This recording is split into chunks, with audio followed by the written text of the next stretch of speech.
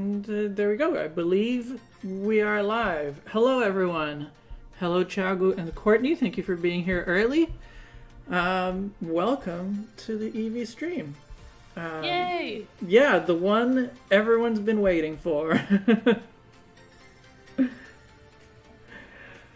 Hello, High Score Glyscore.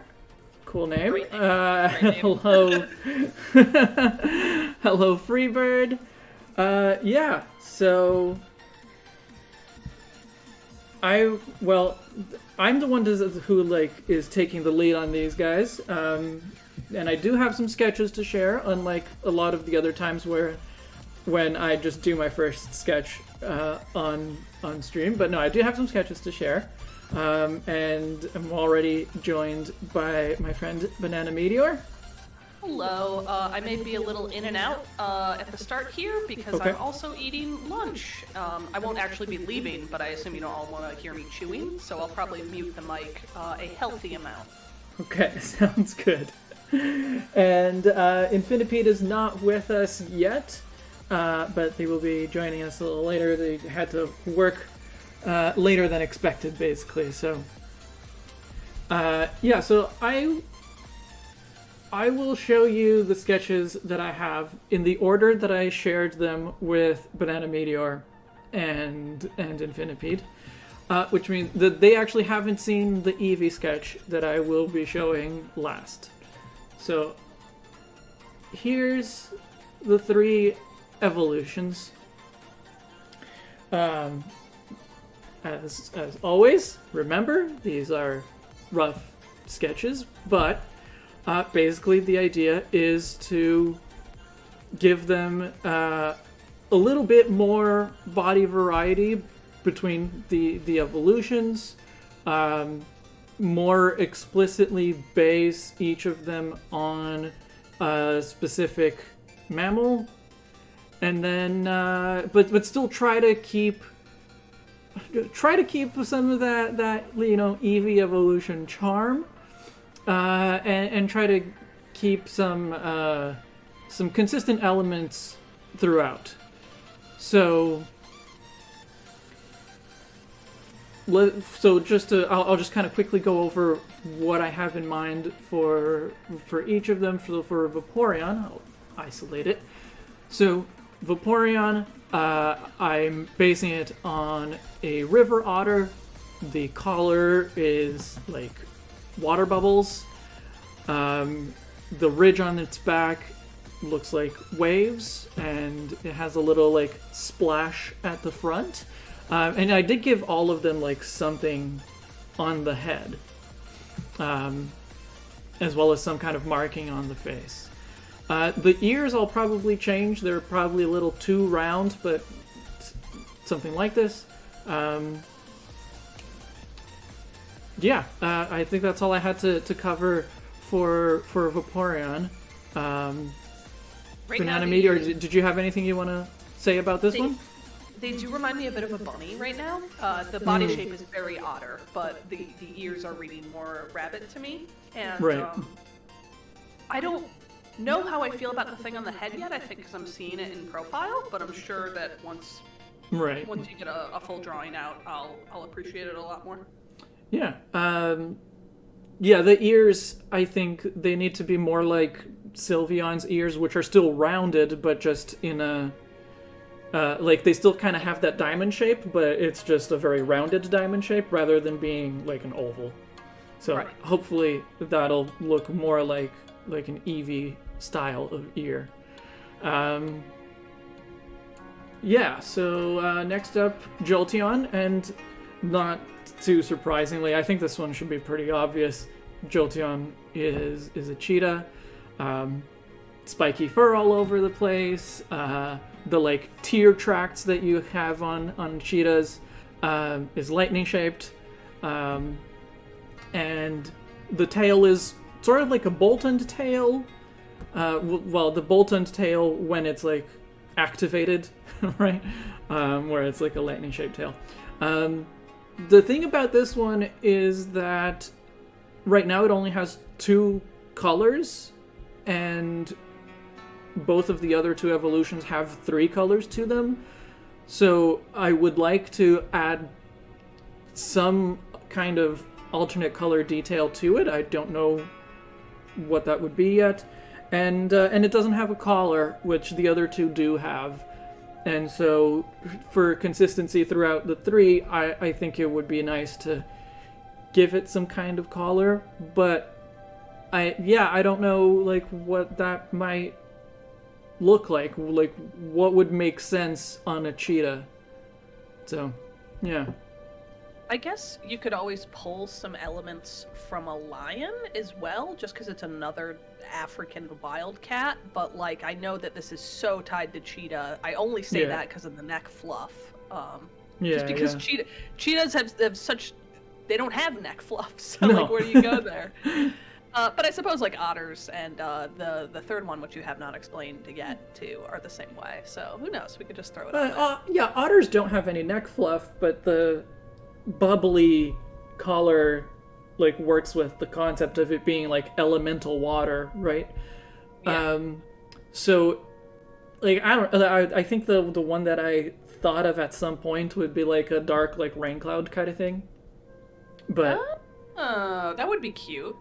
Yeah. But I don't know, it might be like too soft for such a spiky design. Yeah, I hope it wouldn't be too contradictory to the silhouette you've already built. Yeah. We could try it out, see if it works. Yeah, maybe. Cheetahs do have really a bit of scruff. But yeah, but it's just like they don't have anything. They don't have like a mane, right? So, anyway, so the third one, Flareon, is a maned wolf. So pretty straightforward. It's kind of tall and skinny. The neck and tail fur is supposed to be kind of billowy as if it was a flame, same with the one on the head. The ear is also supposed to be vaguely shaped like a flame, and it's got the like char marks on the legs and on the face that play into both the fire type and the maned wolf. I think like I actually don't think there's anything that's significant that needs to change for this one. I might make the fur on the neck and the tail bigger, but that's about it, honestly. Did you have anything to comment on this one? No, I think this one is both the simplest and working the best, because there's just like, what do you really change about a design like this that already works so well? I think it's I don't even know how to elaborate on that. I'm like trying to give critique, but like, no, it's good. I don't think it's over designed. I don't think it's under designed. I think it looks like Flareon, and like the maned wolf design is coming through. Cool. Yeah, so yes, it did go from the smallest to the tallest, but that in EEVEE evolution. But I thought that the maned wolf made too much sense to not use it. So now EEVEE, you said what do you change about a design that's already so good? And that was my struggle with EEVEE. The EEVEE, it already is exactly what it needs to be. So the only changes that I thought that I could make were to like the style of the design, because, you know, Gen 1 designs were a lot more like natural animal-ish, whereas nowadays they're a lot more cartoon animal, and so that was really all that I did for EEVEE. I was thinking specifically of Sprigatito, and I directly referenced to Sprigatito. Like, that body is basically Sprigatito's body. So it's like EEVEE, but with more exaggerated proportions. And that's about it. Like, I feel like maybe the collar could be poofier, but... My God, that's cute. That's so cute. And true to the mission statement of this project, this looks exactly like EEVEE if it was designed now. Like, you killed it. It's great. Yeah, so it's just, small body, big head, big tail kind of thing. I don't know if there's more that could be done to it. Yeah, I don't really know either. I see you kind of like gave a little extra floof on the tail. You sort of made it like more defined as like a fluffy like foxtail, I guess you'd say, instead of one big silhouette. And like I'm fine with that. Yeah, I actually put that extra like spike of fluff on that particular part of the tail just to make it kind of like a rabbit tail, because like to me EEVEE is successful in being generic mammal. Like I don't want someone to look at EEVEE and think, oh, this is definitely a cat, or oh, this is definitely a fox, or oh, this is definitely a rabbit. Like, you should look at this and be, oh, this is definitely an EEVEE. It's a mammal. It is designed to look like a cute little non-offensive mascot character that offends just no one in the world, appeals to everyone, and you can slap on merch at FYE. And you have succeeded. Fully. Yeah, and also that it could turn into anything, right? That it could be, like, it could turn out to be more cat-like. It could turn out to be more fox-like. It could turn out to be more rabbit-like or otter-like, for that matter, right? So, like, it needs to, like, that's probably the most important thing about it, is that it needs to be able to turn into anything. Yeah. And so, yeah, I wanted to give it kind of like a, like, imagine like a little, a little rabbit tail, but really big.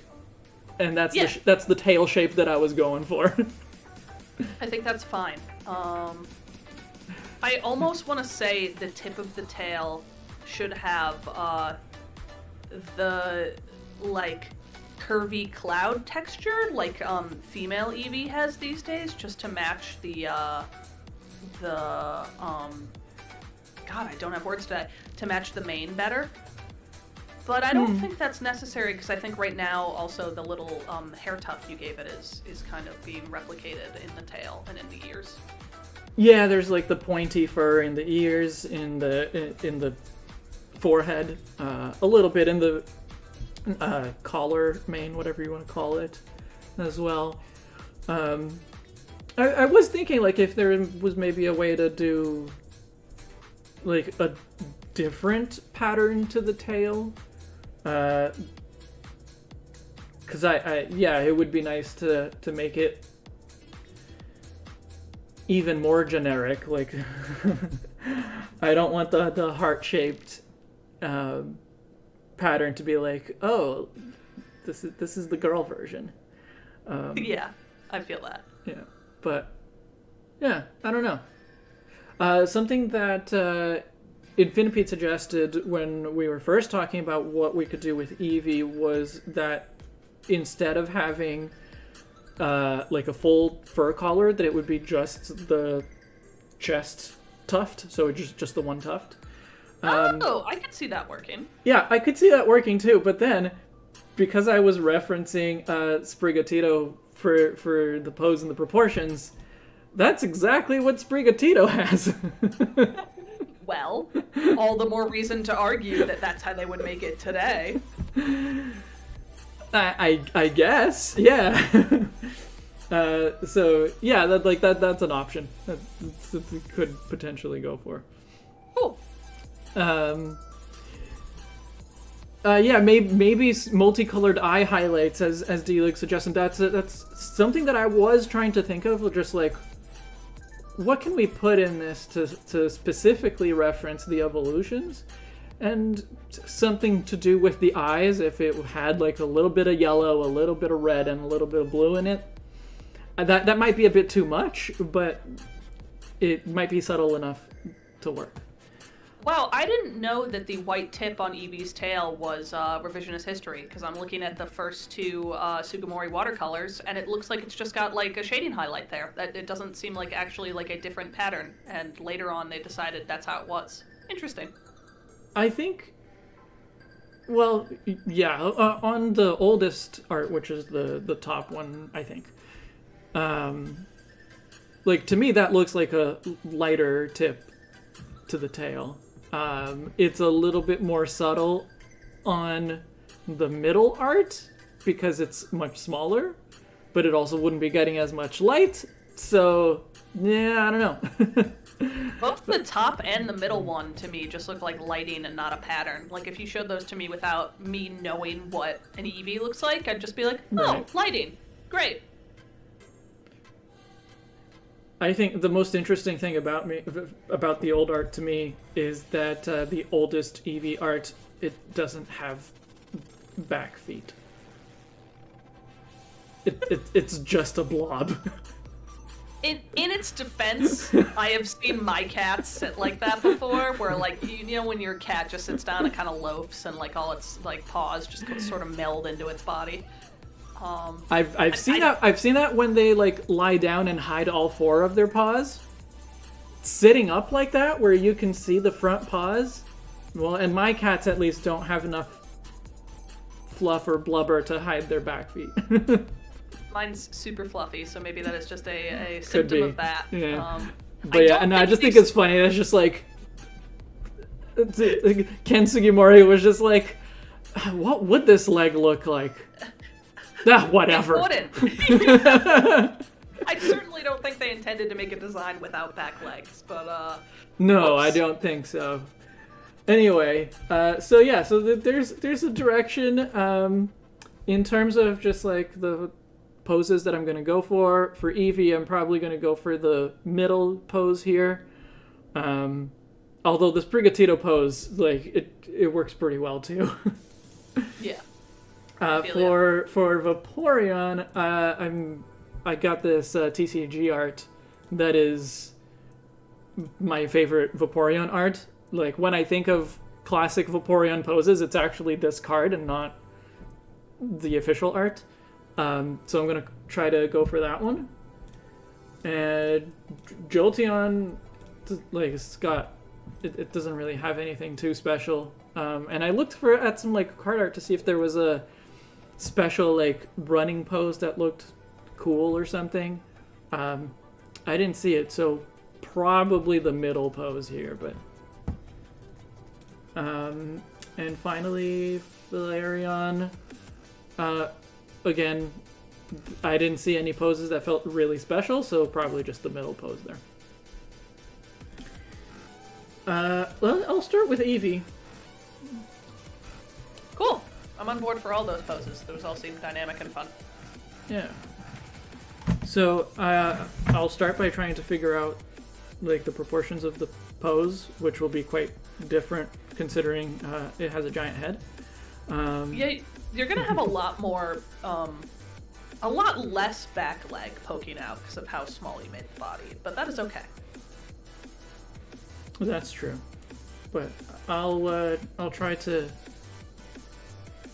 Like, it doesn't have to be exactly that pose, right? So I can try to do something that's a bit more, that allows the body shape to actually come through a little bit better. Yeah. Gosh, Sprigatito is great. What a great Pokemon. I know. In my sketch, though, I did make sure to fix the egregious flaw of the misaligned eye. What's so, like, people are so mad about that, and what's funny is, like, I didn't even notice until someone flipped it. Nope. I didn't notice. Nope. It's just one of those things where the artist wasn't flipping their canvas, and, like, I usually work traditionally, so, like, I'm not doing that. Yeah, no, I wouldn't have done it either. I never flip my canvas. Whoopsie.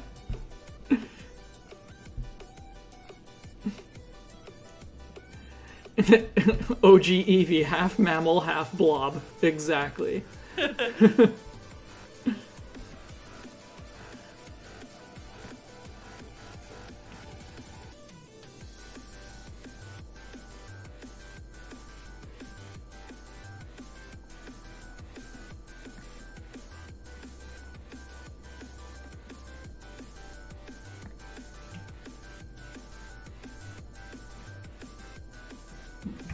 again, my apologies to all of the EEVEE lovers in the chat, because I think more than the average Pokemon fans, Libris and I, it's not that we hate EEVEE, we are just more critical of it than the usual fare.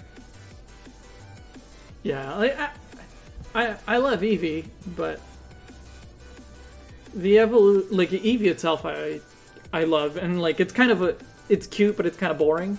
But I think that's on purpose. That's the appeal. Yeah. But the evolutions are kind of still boring a little bit. Like they need a little bit more of a kick. So.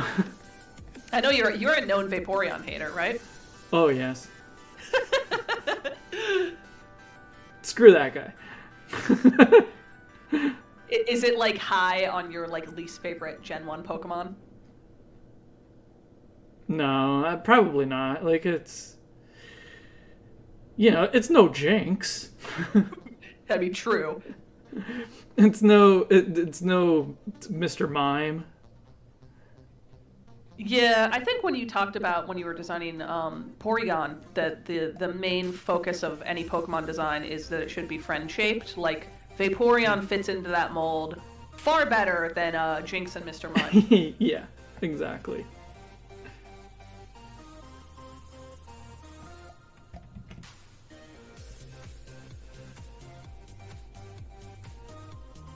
Yeah, that's something that Game Freak guys have talked about extensively, that I've seen various interviews where it's just like, the important thing is that at least some people will be able to look at it and say, I want to be friends with that. Yeah. It's a really good thing to have in the back of your head whenever you're making these. Yeah, like you don't want it to be so like cool and edgy and scary. Cough, cough, Eternatus, cough, cough. Yeah, like... I hate that guy so bad. Yeah, Eternatus is... I mean, I don't even know if they were trying to make it a Pokemon, right? Yeah, it's the kind of thing where, like, I know Ultra Beasts and stuff have, like, a different design aesthetic, but, like, they're still in Pokemon. You can call them whatever you want. They're still, quote-unquote, Pokemon. Yes. You catch them in a ball, even if it's a beast ball, and you throw them in the battle, and they hang out with the other Pokemon, you know? Yes. And there's Ultra Beasts that I do really enjoy, and I think while they kind of have their own style, they still fit in the universe. But Eternatus, I'm so sorry if you're a fan of him, but God, he's the worst. The worst Pokemon ever designed? Is Eternatus your least favorite Pokemon? Is Eternatus my least favorite? It's probably top 5. I also really dislike Dialga and Palkia, and I really dislike Volcanion. Just all of those Volcanion. Okay. Volcanion. They all feel very over-designed to me. I think that's a good way to put it, where they just have too many widgets going on that I do not even really know what they're about anymore. Right.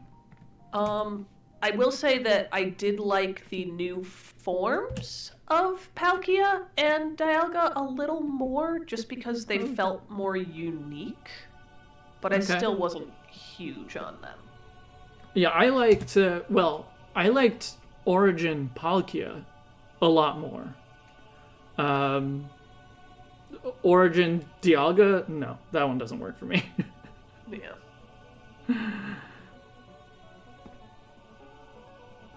And that's fine. That's totally fine. For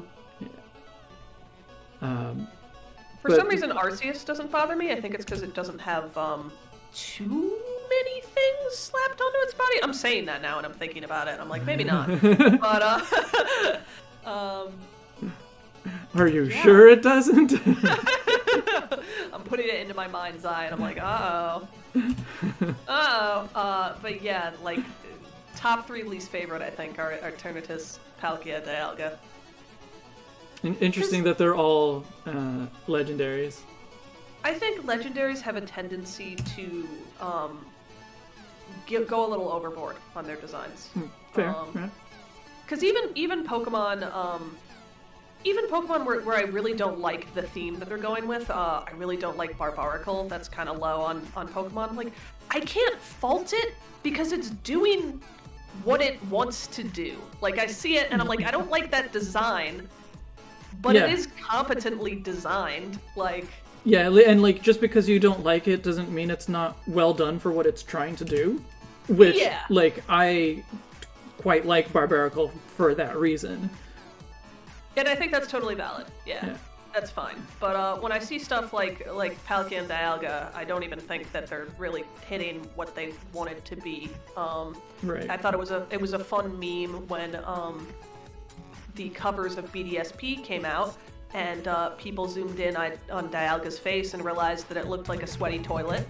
I think that's pretty accurate. I don't think I came across that particular way of putting it, but now I have to go look at the cover and have a close look at it, see if I see it. They like hyper textured them, which is weird because like they don't look like that in game, but I think they wanted the covers to look very flashy. And putting that sort of realism on those Pokemon, it takes them from bad to worse. Didn't like it. Again, so sorry to fans, because the fun thing about Pokemon is everyone's Pokemon is someone's favorite, and I apologize. These are just my opinions, but gosh, do I not like them. Never apologize for your correct opinions. If you had incorrect opinions, then sure. Okay, but, fair. But yeah, no, your correct opinions, you don't have to apologize for those. Okay. I love this EEVEE. This EEVEE is so cute. Yeah, I think the pose is working okay. Have we thought about making the inside of the ears the same cream color? Do you think that would be like cuter? Make it a cream inside like, of the same color as the mane and the tail. Yeah. I just kind of want to see it when you're done. Okay. I don't know if I'll like it more, but I'm curious. Yeah, I don't know how much of a difference that would make, but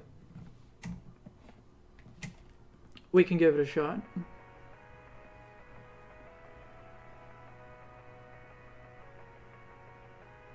People ragging on Bruxish in chat. I don't like Bruxish much either.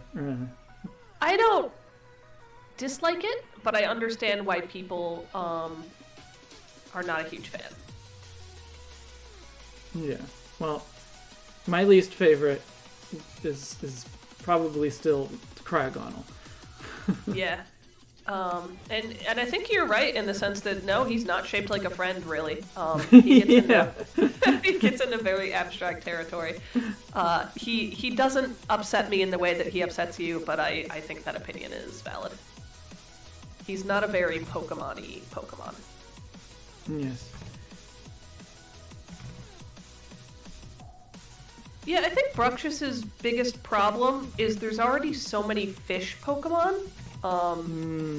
That when you push a design to be kind of weird, people are going to be like, well, why doesn't it look like Magikarp, or why doesn't it look like I don't know, Lumineon? Do people remember Lumineon? Maybe they wouldn't say that. But, you know. Well, at least Finneon and Lumineon were in Legends, so people are more likely to remember it now than you know, a year ago. Yeah, I was glad to see it there. Would have been weird if it wasn't, considering it was a very Gen 4 roster, but I was still like, oh yay! Yeah. My friend. I know you're still in super sketch mode, but I think the hind leg you even want to go a little more thinner and frail on, but otherwise it's looking delightful.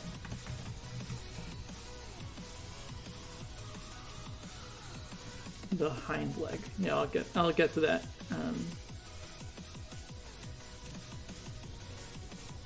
something that I noticed is that, like, because I was thinking of Sprigatito and Fennekin in terms of just, like, body proportions. And, like, they made the legs of those two Pokemon so skinny, they didn't even bother to, like, draw the toe lines on them. Yeah. I see what you're saying. Which is not...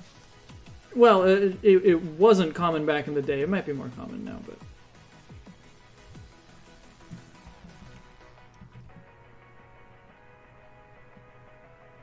Oh gosh, I'm like not an EEVEE fan, and I'm seeing your EEVEE, and I'm like, well, maybe.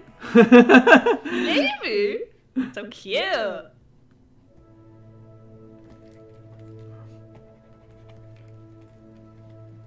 What do you dislike the most about EEVEE? Quite honestly, I think it's more of the fan base than the design itself. It is a little frustrating to me that EEVEE is always in the spotlight, because I think there's a lot of very interesting and fun Pokemon I would like to see get a similar, or even just a higher level of attention than EEVEE. I get a little tired of always seeing it on merchandise and always seeing fan art of EEVEE. And, like, I don't want to invalidate that because, like, obviously people love it for a reason. But I would just like to see more variety, personally. Specifically, you want to see the EEVEE family. Well... I mean, I won't say that my favorite Pokemon hasn't been on the Switch yet, but I am thinking it. Yeah, I really like the EEVEE family myself. Like, I probably wouldn't... Well, actually, I would probably put them near the top of my favorite bug types. So yeah, it's a bit of a shame that we haven't seen them in a while. Yeah, and these days with the Dex cut, like, who knows? It's just such a, like, obscure Pokemon. Doesn't have a lot of things going for it, so I have my fingers crossed that it'll make an appearance in Gen 9, but, like, who's to say? Yeah, I think it's likely.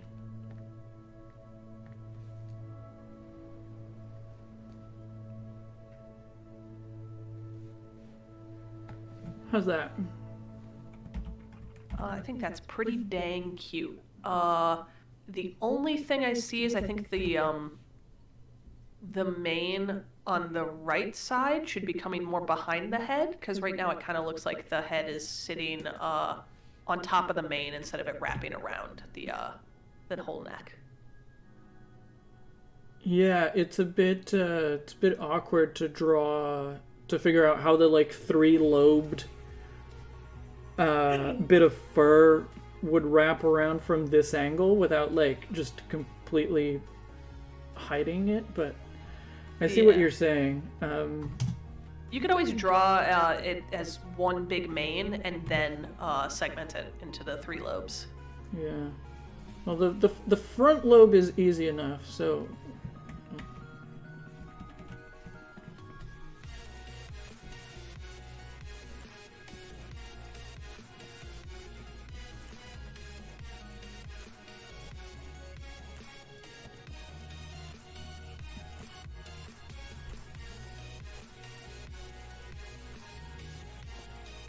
Yeah, that is a little better. And we can also try a single lobe version that is just like, this is literally Sprigatito. It's the colors that are really going to differentiate it. And of course you're not adding the cheek fluff, but... Well, I'm kidding. We could! I think it should be kind of greener, and I think the eyes should be red. Really feeling a foxier tail, and the mane should kind of look like a big weed leaf. How you feeling about that? No, okay, maybe not. Yeah.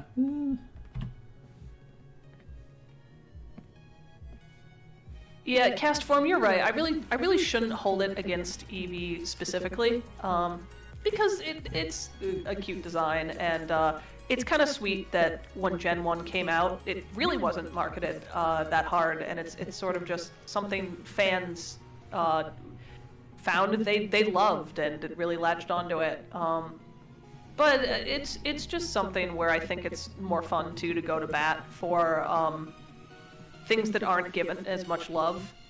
Both like talking about them and making fan art for those things feels more gratifying, because then you find the people that are like, oh yeah, like I love Drampa. Drampa's my favorite. And you're like, yeah, great. But that shouldn't be invalidating to like something that is popular. Popular things are cool. That's why they're popular. Yeah, no one uses this phrase anymore, but there's no need to be a hipster about it. Are hipsters like a thing of the past now? I never hear that word used anymore. Maybe hipsters became too mainstream. It's just one of those things where like it was everywhere in the internet consciousness, and just like people would use that word to describe things all the time, and now I never hear it. It just went away. Yeah, no, it's true, but like I still hear it occasionally, but probably from people who are, my age and still think of themselves potentially as hipsters, or still just hipsters still occupy their cultural consciousness. Right. I certainly don't think it's a word that young people are using. Yeah. These days it's all about being lit and chuggy. Is that what the youngsters are up to these days? Are they being chuggy? I don't know. I have never heard that one. That is literally the first time. I think it's like another word for cringe, essentially. Oh. Here, let me look at... Oh, God. Google's gonna come to my house and be like, stop! Let me look up chuggy right now.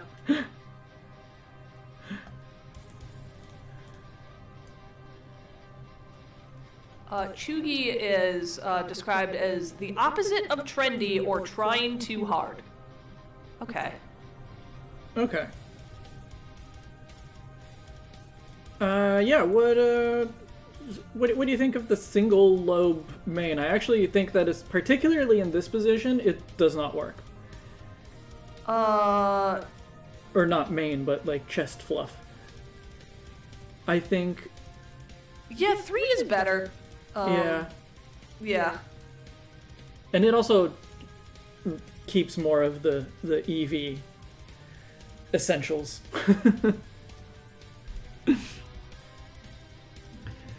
Since I brought it up, let's make all of the evolutions bipeds.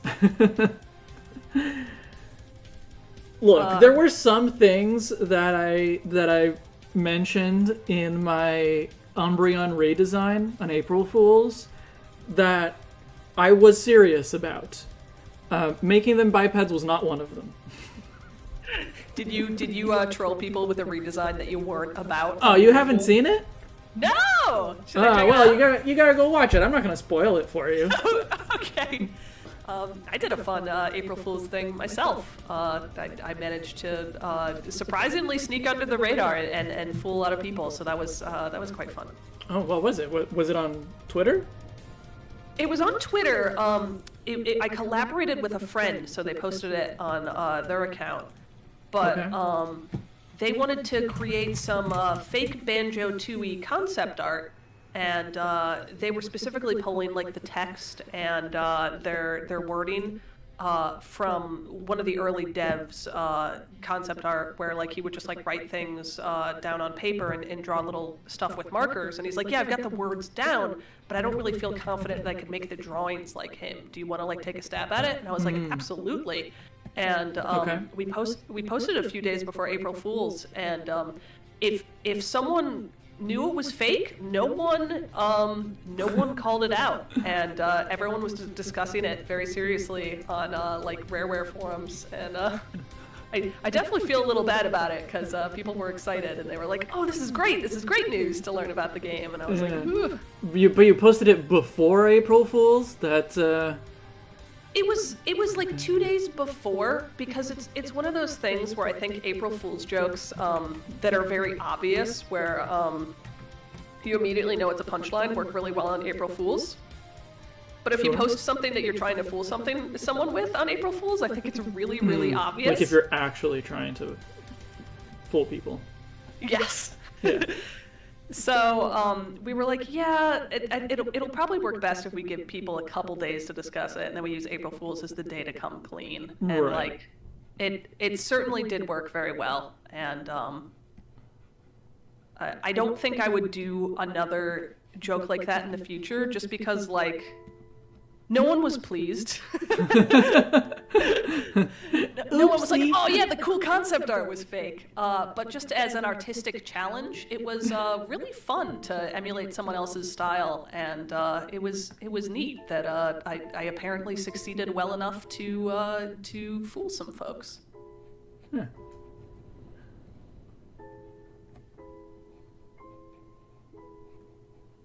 So my Umbreon redesign is a 100% legitimate, serious Umbreon redesign, okay? That was posted on April Fool's? It just happened to be... Look, I put out my videos on Fridays. It just happened to be that April 1st was a Friday. Like, what was I going to do? Not post a video? Okay. And it's just a coincidence that it happens to be your favorite Pokemon that you find flawless in every way. Well, I had to practice for this one, okay? I had to like try my hand at redesigning EEVEE evolutions, and what better place to start than with my favorite? I have to check this out later. This sounds like a blast.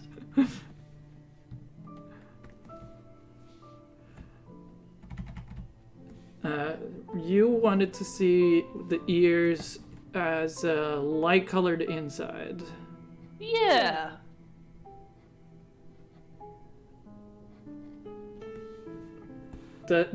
Does it make a difference?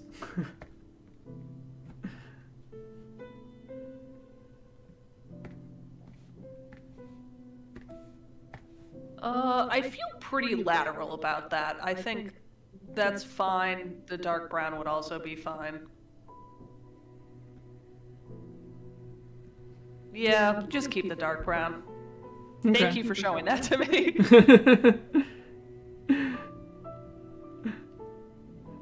Castworm, you liked the one with wings. I am not going to say anything more than that. Were these?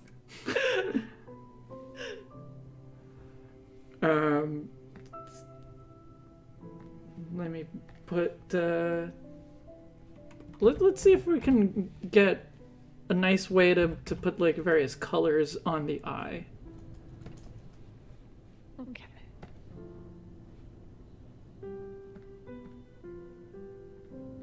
We'll need a very yellow.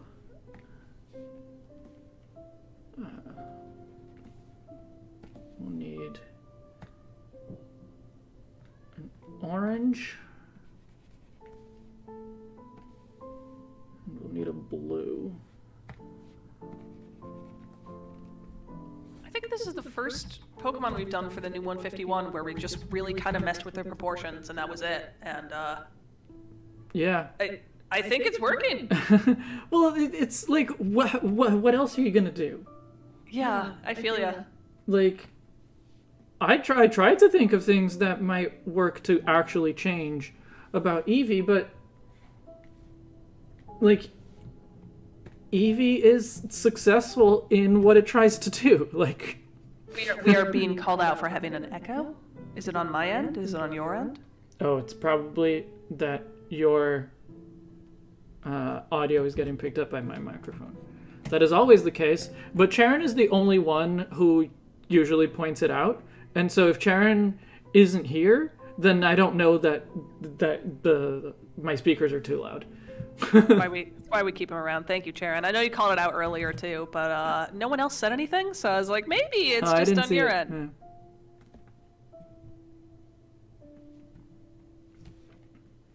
Yeah. Is that too over?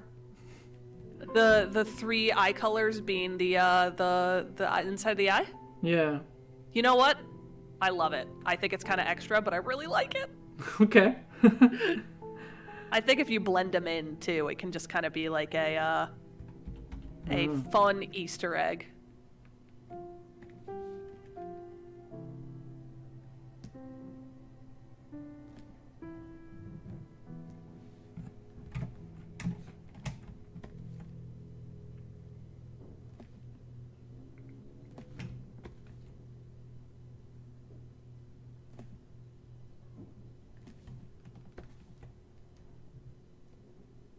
What a cute little Pokemon. Put him on a mug.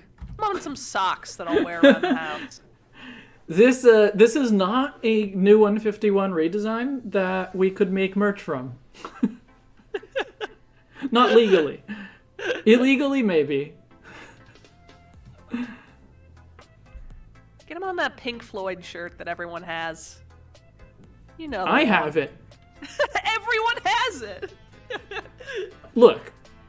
I love Pink Floyd, I love Pokemon, and I love Umbreon and the EEVEE family in general. Yeah. Of course I have that shirt. I rest my case. Pink Floyd is literally my favorite band. I know. My favorite musical group. I like this. I'm only noticing one thing, that it might actually look better if the ear fluff is a little bit bigger, and like that dent between the head and the ear fluff isn't so deep. So it's just like connects a little bit lower on the head, and then maybe a little bit of that fluff would be visible on the other side of the head as well.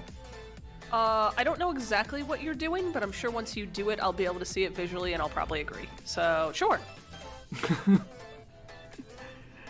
I appreciate your blind faith.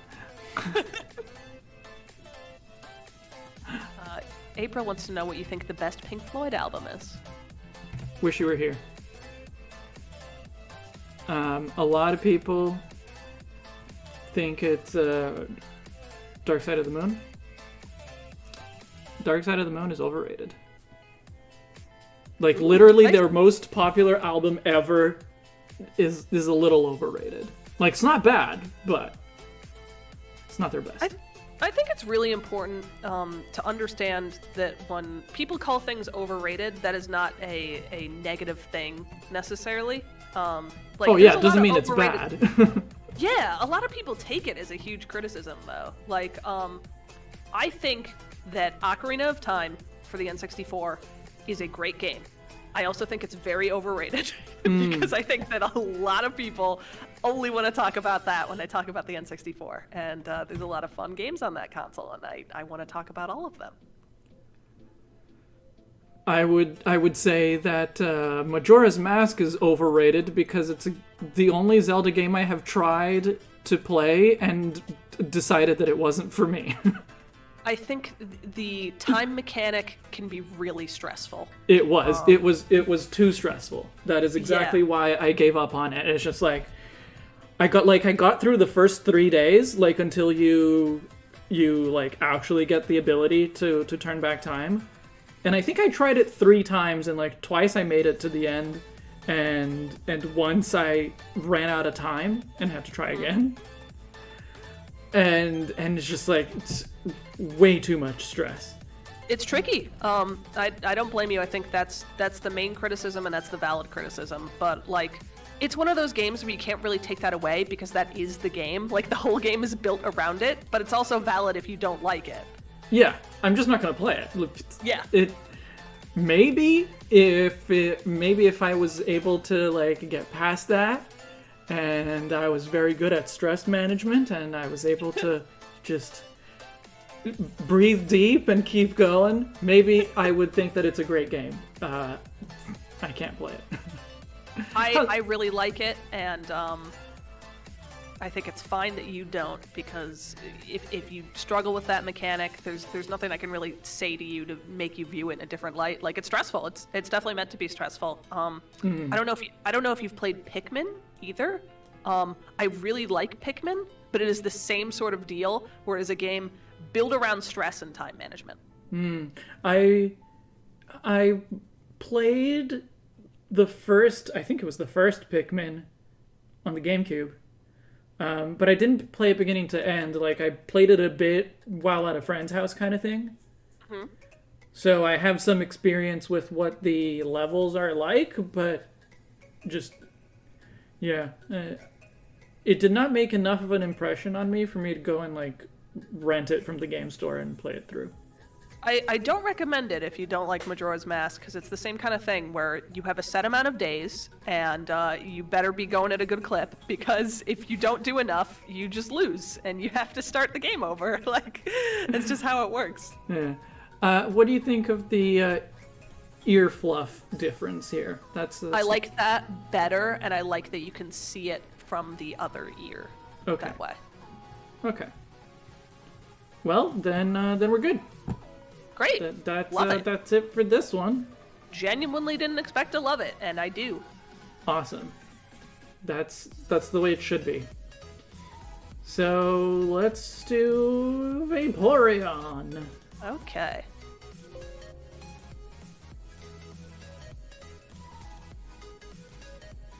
Now, I really like that pose, but it is a little bit, like, it's got a bit of foreshortening going on. That might make it a bit challenging, so...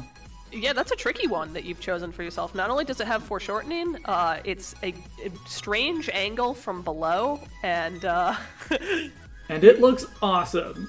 it looks great. You're just you're setting a real challenge for yourself. It looks so much more interesting than any of the 2 Vaporeon poses from official art. Yeah, Vaporeon never felt very dynamic. I feel like whenever it was in Stadium or something too, it just kind of always like sat there and flicked its tail around, and it's like, why that? Yeah, I think that is it. I think that's all it does. Yeah. They always made it really sparkly. That was something that was always represented in the 3D games, which I thought was interesting. Like, it just inherently Vaporeon are sparkly, apparently.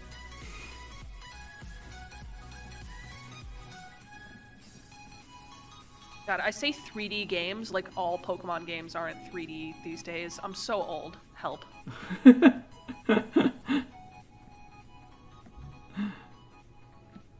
I can't help. I'm older than you, so...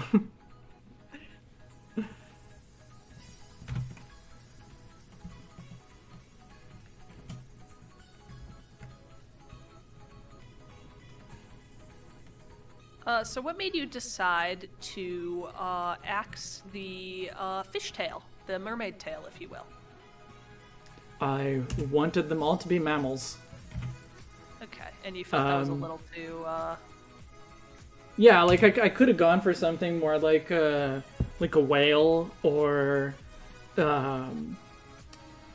like a seal, and, you know, to keep some of that. But neither of those have 4 legs. And, like, I could probably come up with a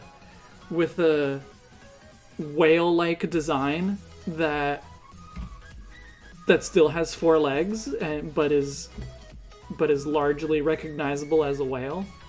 Like, that's probably doable. Oh yeah. But that's part of it. The other part is I like river otters.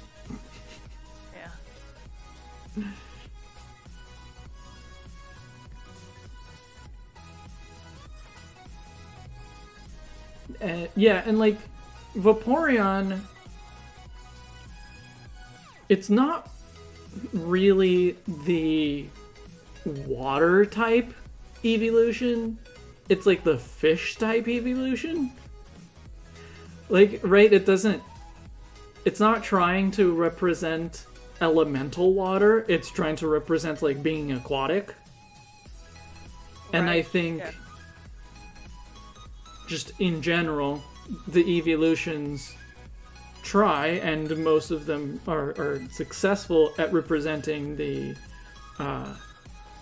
elemental aspect of their type. Yeah, I feel you. Oh, I gotta bite on this in chat because this is my thing. But Groovy Bananas.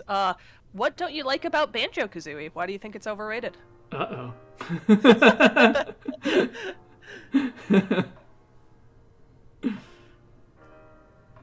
I mean, I've never played it, so I can't comment on it. But if there's a wrong person to pick this fight with, it's probably you. Groovy Banana says it's too puzzly. I'm not sure what you mean by that. I don't think there's a lot of like. It's not a heavy thinking game, I would say. To me, it's just better Mario 64. But I rarely see people criticize it. The graphics are low. I mean, that is fair. N64, I think more than anything else, early 3D models, like low poly stuff, have aged the worst. Because sprite work, I think, has this really retro, fun feel to it. Like, a lot of people have nostalgia, and like, there's still games being made with sprites today, of course. Mm-hmm. And low poly stuff very rarely gets made into stuff these days. I think the general consensus is just looks bad. And that's fine. I'm charmed by it because I grew up with it, but it doesn't seem to be well received.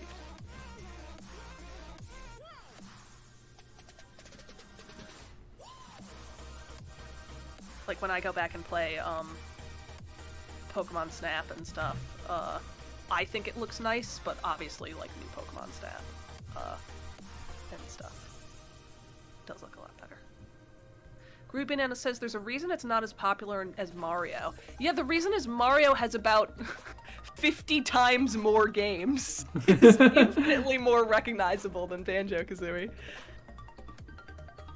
And yes, April, nuts and bolts. That's a tricky one because even Banjo-Kazooie fans don't really like nuts and bolts, but I think that it's quite fun.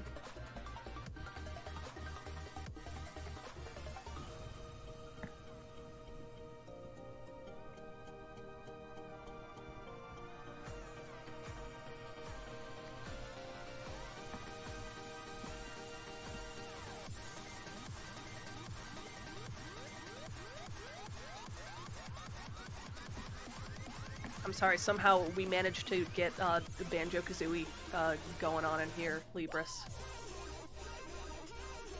To be fair, I didn't bring it up. It wasn't me. I'm not complaining. It's just not a topic I can participate in. But whatever the chat is talking about, I'm cool with it. Groovy Bananas says, but why didn't they make more games? Rare is a pretty small studio compared to Nintendo, and they have like a million different IPs going on. They've got Conker. At the time, they had Donkey Kong. Of course, they don't have that anymore. They worked on Star Fox Adventures. They did Perfect Dark. They did GoldenEye. They did Cameo and Ghoulies. Oh, yeah. GoldenEye. The classic Rare game that captures exactly what the studio is about. That's the one I've played. I mean, to be fair, they never really wanted to tie themselves to one type of game. So they've done things in like every genre.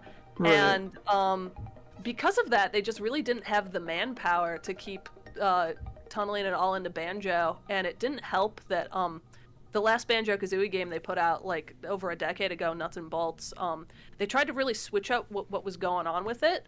And fans really didn't receive it well, and it's still not received well today. So I think they figured that they didn't want to like touch the franchise again because they were too afraid of disappointing their fans. And these days they do Sea of Thieves, and Sea of Thieves is wildly popular on Microsoft stuff, but it's definitely not for lack of the fans wanting it, because my god, people still ask for new Banjo-Kazooie all the time, and that's of course how they got into Smash, which was lovely, but yeah, the reason they haven't made more is definitely more in the company than the fans.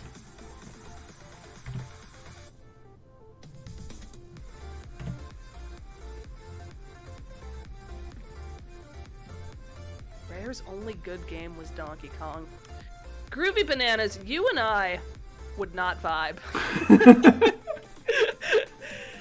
It just, Even though you are both bananas. We're both bananas, but we couldn't be more different.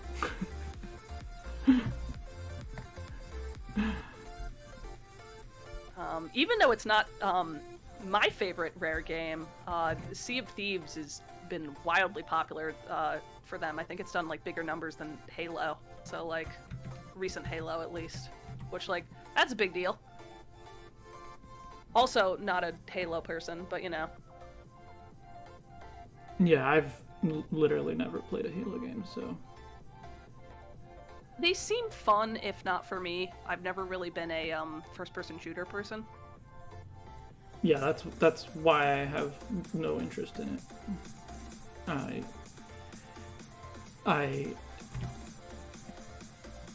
The only reason I played GoldenEye was because my mom bought my Nintendo 64 secondhand from one of her students, and they like threw in the game along with the system. So it was, for a long time, GoldenEye was the only Nintendo 64 game that I owned because I would rent them from a game store that was just down the street. And so basically from the time I bought the Nintendo 64 to the release of Stadium 2, GoldenEye was the only one that I owned. The Pokemon Stadium 2 was the first Nintendo 64 game that I bought. Right. It's really hard to go back to GoldenEye these days, because I think more than any other video game genre, we have absolutely zeroed in on exactly what a first-person shooter should be and how it should feel. And like, since it was just so early, it's tough to pick up again. But so many people have really fond memories of that game. That seems to be like one of the iconic N64 games, which is funny to me because it's like a movie tie-in for like a Pierce Brosnan film, and people are still like, yeah, GoldenEye, like, all right. Yeah. I have not replayed it in a long time. I think, yeah, I was not very good at it. Like, I never finished it, but people do seem to treat it as a pretty decent game, and it's been remade a couple of times, hasn't it? If only. They've released similar ones, but it's kind of in, unfortunately, a legal sort of hell. I thought there was a recent remake, at least. They've done other GoldenEye games, but they haven't re-released the N64 one. It might have had like a Wii U Virtual Console thing, but they tried to do a whole like remastering of it, where they upscaled it from the ground up, and they got about 85% of the way done with it, and there was a leaked ROM of it online that you can check out. This was happening like late 2000s, and like MGM just got back to them, and they're like, no, we can't do it, because I guess just because they had so many real people in the game, it's really hard to license those likenesses again. Oh, yeah, that's fair. Yeah, which is a shame, because I know people love it, but no, hasn't come back. I'm generally pretty happy with the way this pose is going. I think I need to make the tail smaller, but if you spot anything else that you think needs to be done differently, let me know. I think it just needs to be rendered in a different way, but right now the mouth marking is reading like a large mustache to me. So I'm sure once it gets colored in, Yeah, I was wondering if it was maybe too big, but like, because one of the really like iconic ways of like the way that a river otter looks is like by its cheeks, right? And so I didn't want to like give it a full on like river otter face shape, but I felt like that kind of wave marking could help give a little bit of that. Yeah. So it might need to be less prominent, but I see what you're saying. Also, one more thing I wanted to mention is with the eye. The lower part of it should have a line curving up, just because since you're looking up, the cheek would kind of be obscuring it a little on the bottom, and I think that'll give it a better angle for the pose you're going for. Maybe. I would, like, if you look at my first sketch, I did have the bottom, like, very rounded, which is why I made it more flat, because we're seeing it from below, so that would kind of flatten it, but yeah, I don't know if it would be, Yeah, maybe I'm wrong, but hopefully that would help it a little bit. Yeah.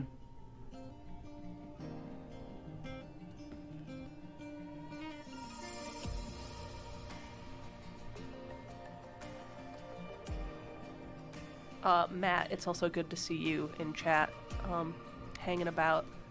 Matt is visiting this weekend because I'm having a birthday party tomorrow, and he's from New York City. But I told him that I had to make sure I did my streaming obligations, so he's spending time with my husband right now. Well, hello, Matt. When is your birthday? My birthday is on the 12th, but I'm having a party for it tomorrow. Okay. It's also very funny that Groovy Bananas in chat was like, Banjo-Kazooie's overrated, and then Matt shows up with the Banjo-Kazooie avatar. You're only gonna get so much of it in this chat because I have pulled people in from my posse, and I am just deeply into it. So do not let this fishbowl fool you.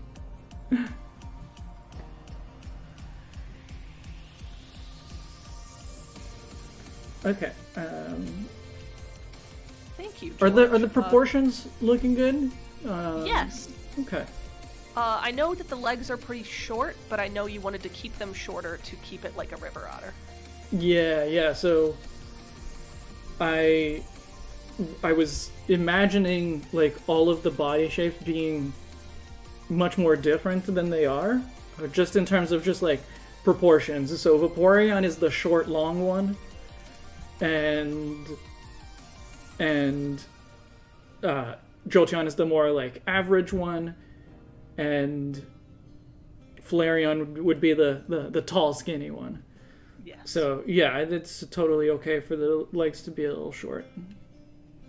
And thank you for the birthday wishes as well, Freebird. Wow, everyone's being so nice. I'm right, just let's aging, see if I can it's edit fine. the face a little, see if I can get that right before I move on to the rest.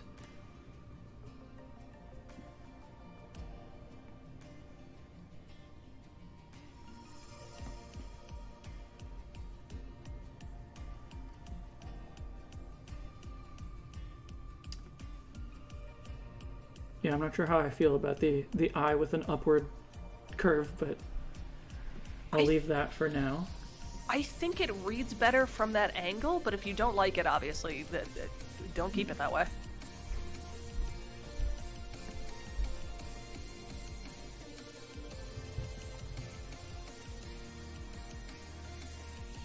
Thank you, Raphael. Everyone's saying happy birthday. What nice fans you have, Libris. I know.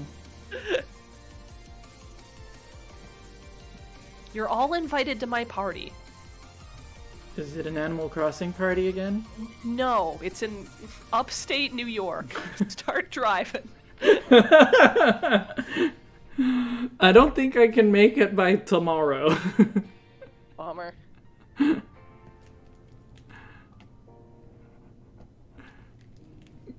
Maybe with a little bit more notice, I could have made it. I could have made the appropriate plans. And thank you for the birthday wishes, Bananas. Even if we don't agree on rare, I appreciate you.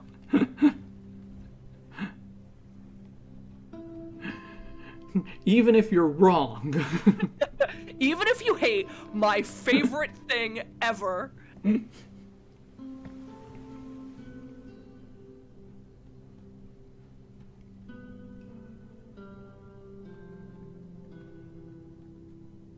April says that she invited you to my party on Facebook, Libris.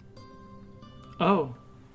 Did you? I have not, like, logged into Facebook in months, at least. I only use Facebook nowadays for Messenger. So I just go to Messenger and not to Facebook. So I probably have, like, hundreds of notifications at this point that I will never look at. I think that's valid. It's tough to find ways to interface with social media that feel sustainable sometimes. Yeah.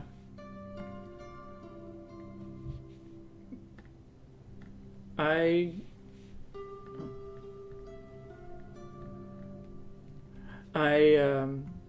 was off Twitter for a while too, or mostly off Twitter for a while for to make sure I would avoid Legend spoilers. And that was actually kind of nice. And now that I'm back, like there were things that I missed about it because there were people whose updates I, wish I could have still seen without risking the spoilers. But now that I'm actually back on Twitter, I'm a little bit like, maybe I don't need this. Yeah, I don't blame you. I think it's easy to get overwhelmed with all the stuff going on the internet, and sometimes it's good to just keep it simple and stick to the social media that you like. Yeah. George, obviously I'm gonna recommend it. I'm a big fan, but it's the kind of thing where it's like if you like games like modern stuff like Mario Odyssey, and I hear that like Kirby and the Forgotten Land is pretty similar, but like it's just a short, fun, colorful little adventure. And if you have a Switch, it's easy to play on there. And if you have an Xbox, I think it's on Game Pass. It's very available. And I don't know, play it, come back, and tell me I'm an idiot. That's valid. That specifically. Yeah, you have to come right back here and you have to say, Banana Meteor, you're a big idiot. I hate this bear. He's very smelly. I could smell him through my TV screen. And I'll say, that's very specific, George. But thank you.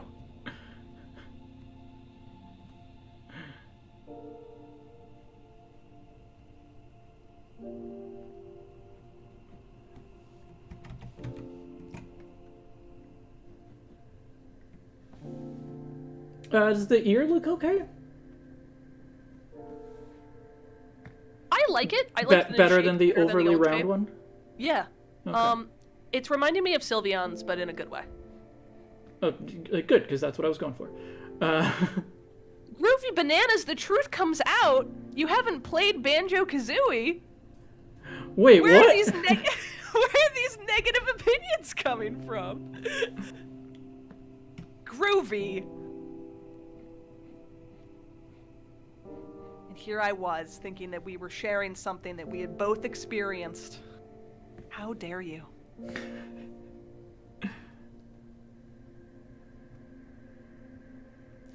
Does the face marking still look too much like mustache? It'll just be white, like I'm not gonna outline it. Is the chin also white? No. No, that was not the intention anyway.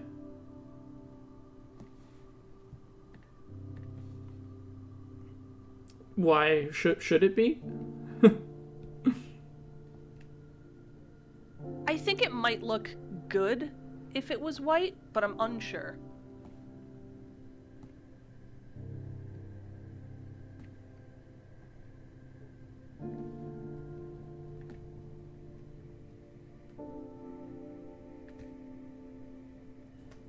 Well, Groovy, now I have to tell you to play Banjo-Kazooie too. I have to. You gotta play it to formulate an opinion.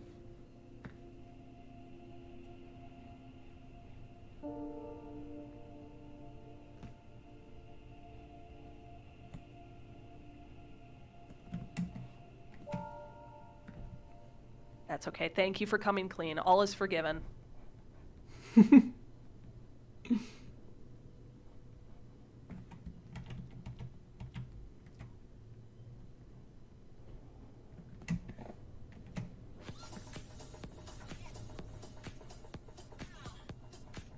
I mean, my hottest take is the best rare game is Viva Pinata, which I've been trying to urge Libris to give a shot for quite some time. Right. Yeah.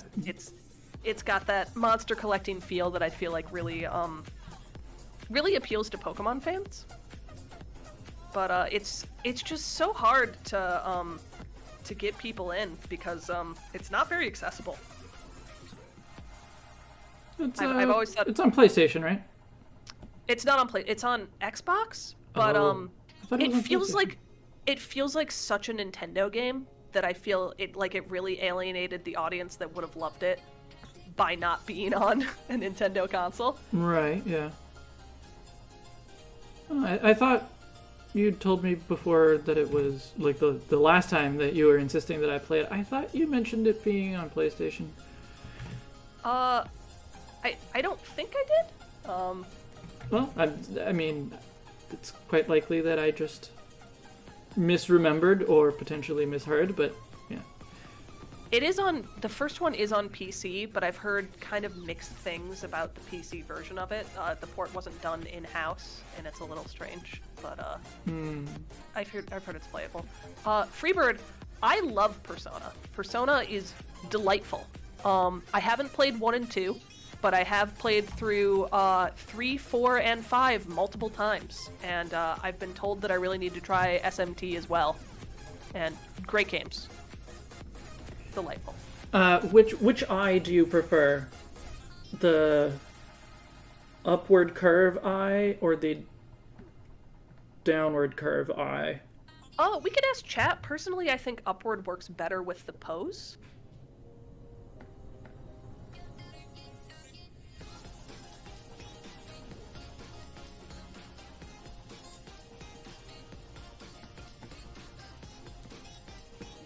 I'm just gonna.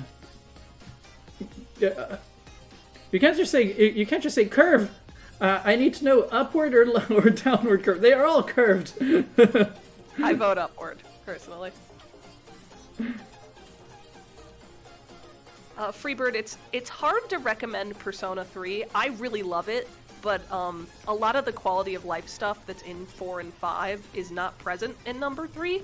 So be prepared to have your party members do stuff that you don't want. But if you can get over that, I think it's a good story. If a little edgy. But I played it in high school, so maybe at the time that's what I needed. Yeah, I agree with the people in chat who are saying that it looks like it's like squinting or something with the upward curved eye. Even though the angle is not as accurate, I think the expression works better. Okay, it seems about 50-50, so it seems just like personal preference, yeah. It's the kind of thing where if like everyone in chat is like, do something this way, it's like, oh man, we should probably do it that way, huh? But when it's like 50-50, it's like, I don't know. Use your own judgment. Yeah. Alright, well, I'm happy with the way this looks. So I'm gonna put the colors down and then I'll like hide the outline for the face marking, and then if that solves the issue, great. If not, we'll try something else. Folks are seeing if you can do a curve that's in the middle of the two. Now we've opened up a can of worms.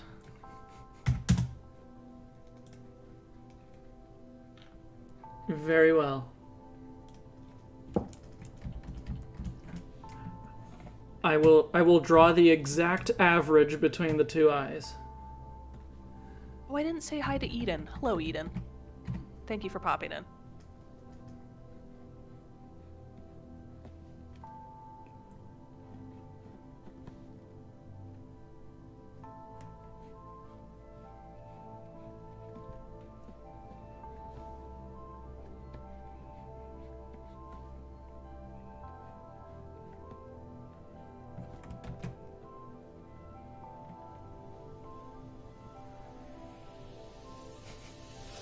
The can of many curves.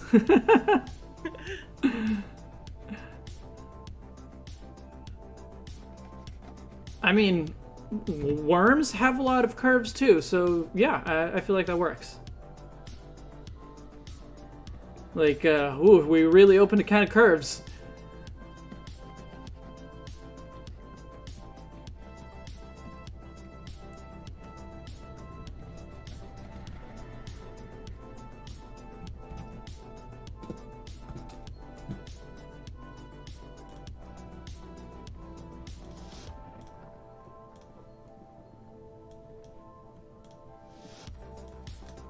Okay, here we go again. Downward curve. Upward curve. Or intermediate. I like intermediate.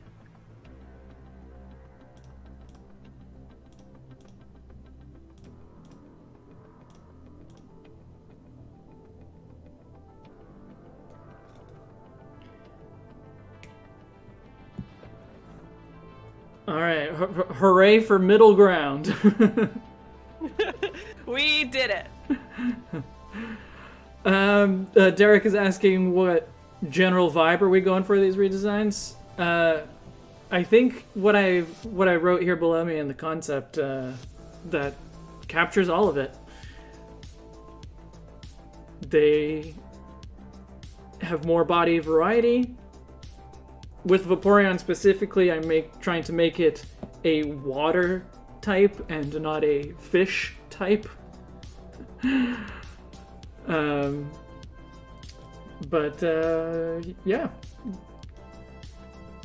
Other than that, just trying to make them into more more like specific mammals. Each one being a different one, of course. Will I do more viewer requested type swaps? Yeah, I've done them like, I think 3 times now, and those streams are always a lot of fun. So they will happen again. I usually do my like whatever I feel like art streams, which is the time when I do the viewer requested type swaps. I usually do them on the last Saturday of the month, so it doesn't conflict with new and 51 streams. But yeah, so I don't know for sure yet if I'm going to do type swaps at the end of this month. Probably. But I do have another idea that I've been kind of like wanting to do for a while, and it just hasn't been the right time. Like with with the stream on the 2nd last weekend, I had a soccer game to watch, and so I needed something that I could do that I could make pretty short. But we left that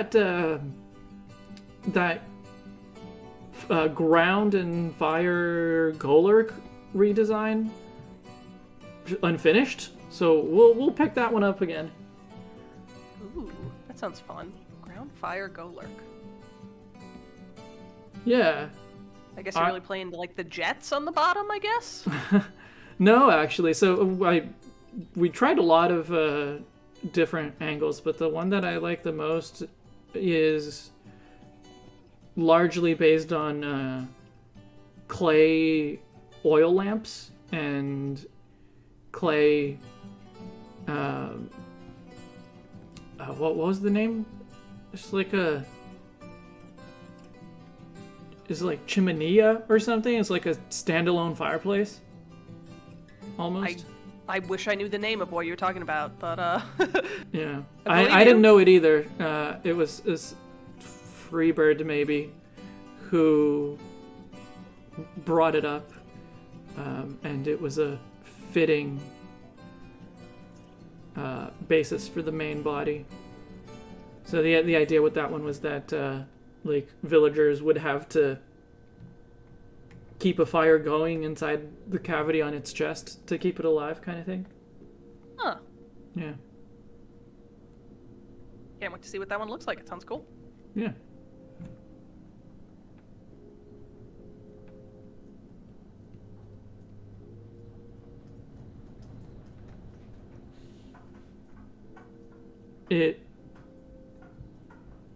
Oh, that was your idea, Groovy Bananas? Wait, were you the one who suggested the Golurk? I don't remember. I don't keep track of who suggested them. But yeah, it must be a British thing because I had never heard of it, but Eden knew what we were talking about, so must be an European thing. Now that it's colored, I think the little frill on the top of Vaporeon's head looks especially like a pompadour. It does. Do you want that? Is that what you want? It wasn't on purpose, but I'm not against it. Okay. But no, I totally see it. Oh, actually, I need some of that because I do want it to have a distinct mouth. So can't erase the entire thing. Let's. Risky asks, have you ever thought about doing redesigned shiny videos where you come up with what you think is a better color swap for a shiny? I feel like it's something I've considered before, but most of my art stuff I do on stream, and then sometimes I then convert it to a video. And I've seen some shiny change videos. Like sometimes the result is nice, or like is interesting or whatever, but a lot of the times I don't find the video itself all that exciting. Yeah, I can understand how that's a tough one when you're just kind of doing color swaps to keep folks engaged. Personally, I'm really picky when people do shiny changes because I feel like I don't want to attribute this to all shiny changes, but a lot of folks tend to either push towards more saturated colors and specifically blacks and reds, and a lot of times I don't think they look very good. I'm sure you could find a lot that I vibe with, but I think for the most part when I see people being like, wouldn't this Pokemon look better if it wasn't green? I'm like, no. I like when it's green. Yeah, I mean, I really like high contrast shinies. So like, if it goes to black or to white with accent colors, usually I really like that. I don't want to say like some of the best shinies are black, like Rayquaza and Wooloo, but I think one of the things that makes those so nice is that there's not a ton of them, and like for a more pastel Pokemon, I can't see that working out great. Like if Slurpuff had like a black shiny, I'd just be like, why? Like, why do you have this? I want you to be a nice little chocolate ice cream sundae, not edgy. Yeah, I mean the best shinies are the ones where the color change like has some significance, right? Yeah. Eden absolutely nailed it with the, wouldn't this Pokemon be better if it looked more like Shadow the Hedgehog? Like, yeah, that's a lot of what the fandom feels like sometimes.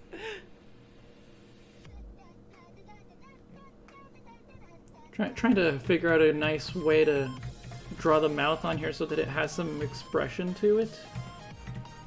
Yeah, I feel that. Because if it's just like closed mouth, it's not. I don't know. It's not. It doesn't do much.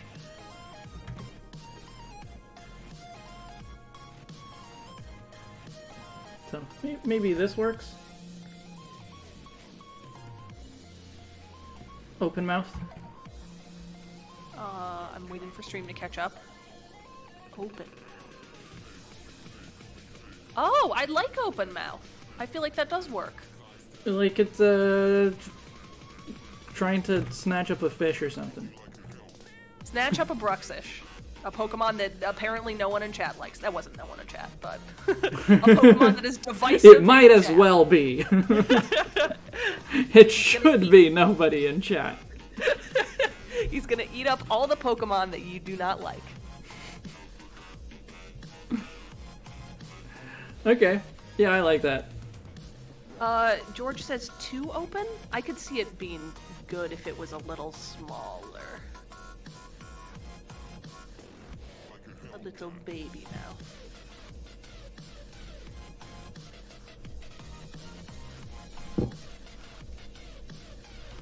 Groovy asks, how did you get in True Green 7's vid? It's because Libris is very cool and everybody wants to be his friend.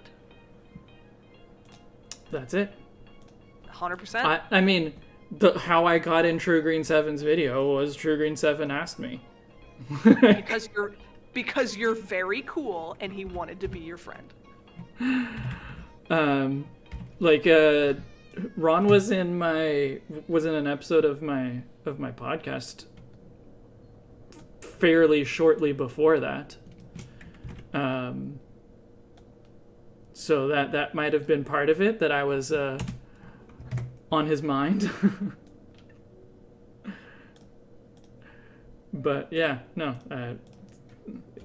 he invited me. Ron has been very nice to me recently. I mean, in general, but especially recently.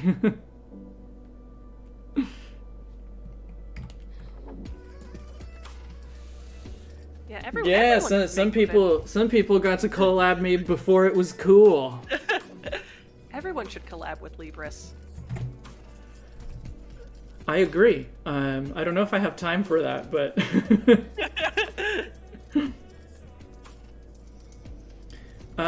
yeah.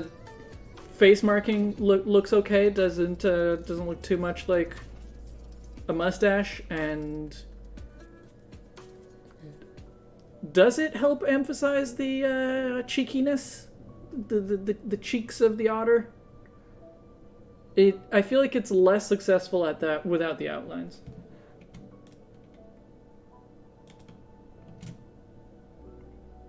I think at the moment it kind of just looks like a cool marking on the face. Doesn't really read as otter cheeks to me. But I don't think it read that way with the marking, with the outline either. I don't know. I think for me, with the outlines, definitely helps. But yeah, I don't want to put the outline there. I'm more like concerned if the shape of it needs to be a little bit different. But I like it. And it's still kind of fluid. It still looks like water. Yeah. And I don't think it's there's the dark part above the, like, between the eye and the nose, that's also otter-ish.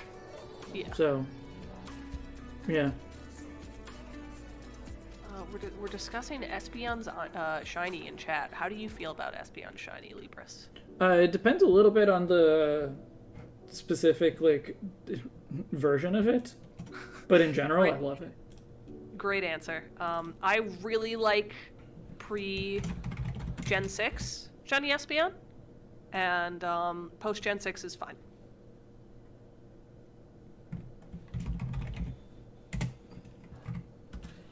Was it a stronger green?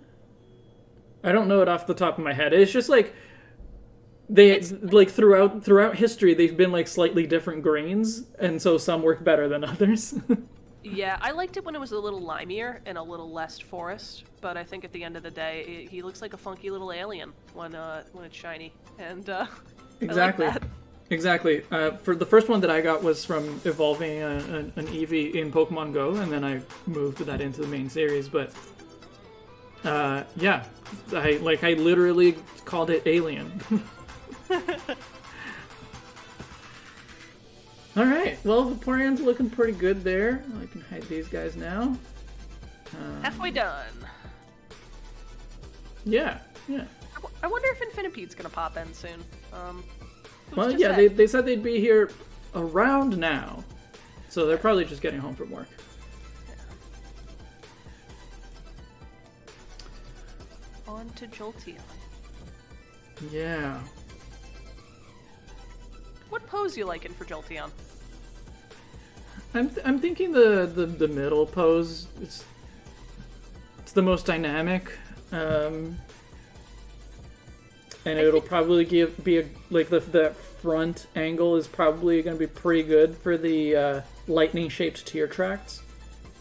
Yeah. The only thing that worries me is I know you made him very long, and I think the straight-on view might be a little hard to illustrate that with. Yeah, for sure. I definitely don't like the top one, though. The top one looks like, it looks like your cat when you walk in on them and they don't expect it. Yeah, it's a startled cat.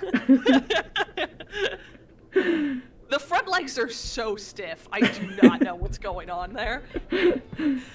Yeah. Jolteon VMAX alternate art, specifically. Okay. I did look at a bunch of TCG art, but I probably didn't look at all of them. So, let's see. Just as an aside, I love TCG art. It is so consistently good, and one of the things I really enjoy about the Pokemon TCG is they're not really afraid to get weird with the styles on the art. Yes. Like, Magic is cool. Obviously, Magic is iconic. Everyone likes Magic.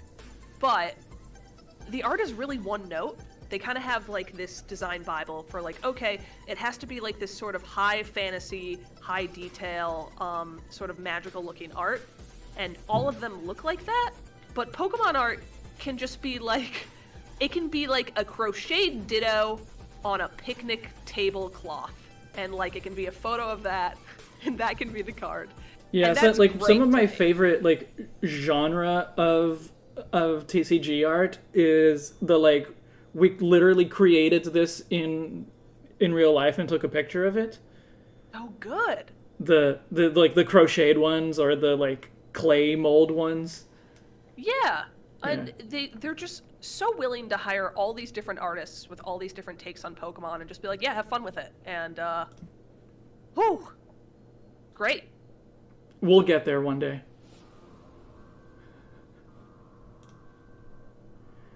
Yeah, I don't know which art you were thinking of.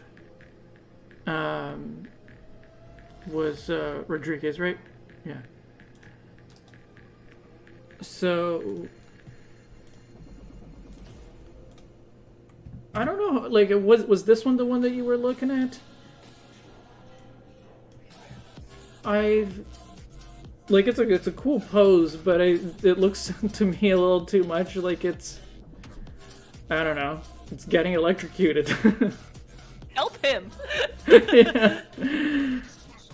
At least he looks happy, because if he were it's smiling true. there, I would be very concerned that the elements were specifically seeking him out for vengeance. Yeah. The other VMAX one is one that I considered. This is the one that I saw when I was looking at TCG art. I did see this one, but yeah, it's just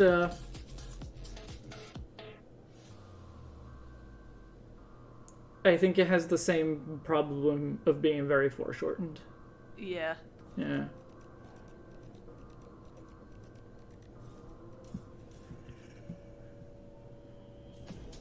tricky. It's tricky to find just the pose that you Yeah, want. well, like, maybe I do something that isn't even an official pose. I just, like, do a running pose or something.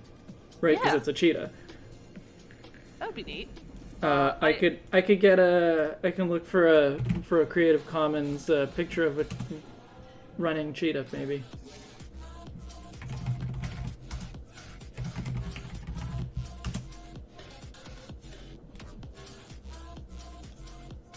I can imagine one being really cool where, like, I don't know if you know what I'm talking about, but the pose like an animal does mid-run, where the front paws are behind the back paws, and the back paws are, like, coming forward. Oh, yes. I know exactly what you're talking about. Cool. And the cheetah, and I think of most mammals, when they run, like, there's a moment in that pose where none of their paws are on the ground, right? Yeah.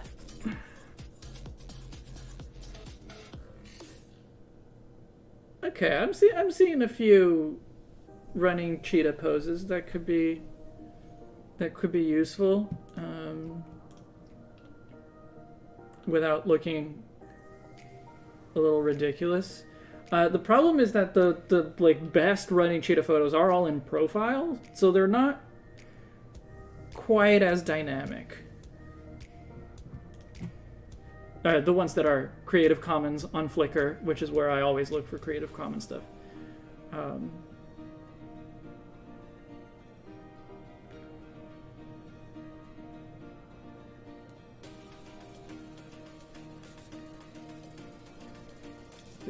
This is a good option. It is very profile. Same with this one, but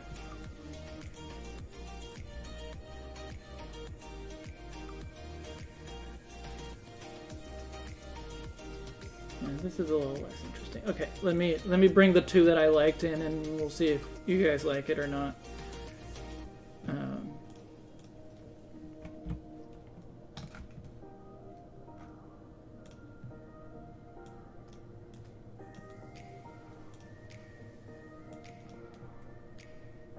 This one is from Flickr user.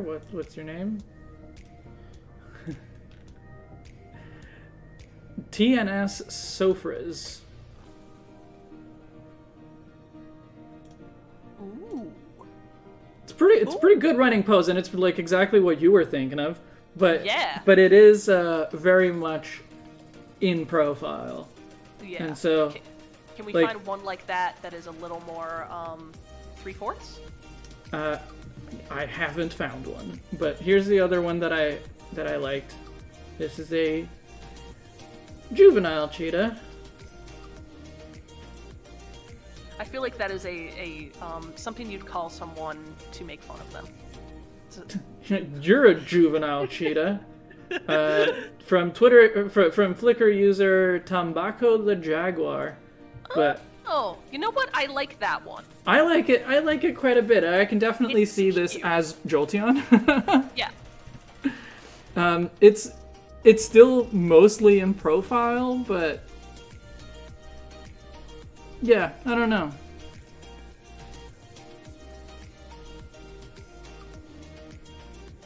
I'm for it. I think that one's a little more turned enough that it can make sense. Okay, well, let's try that then.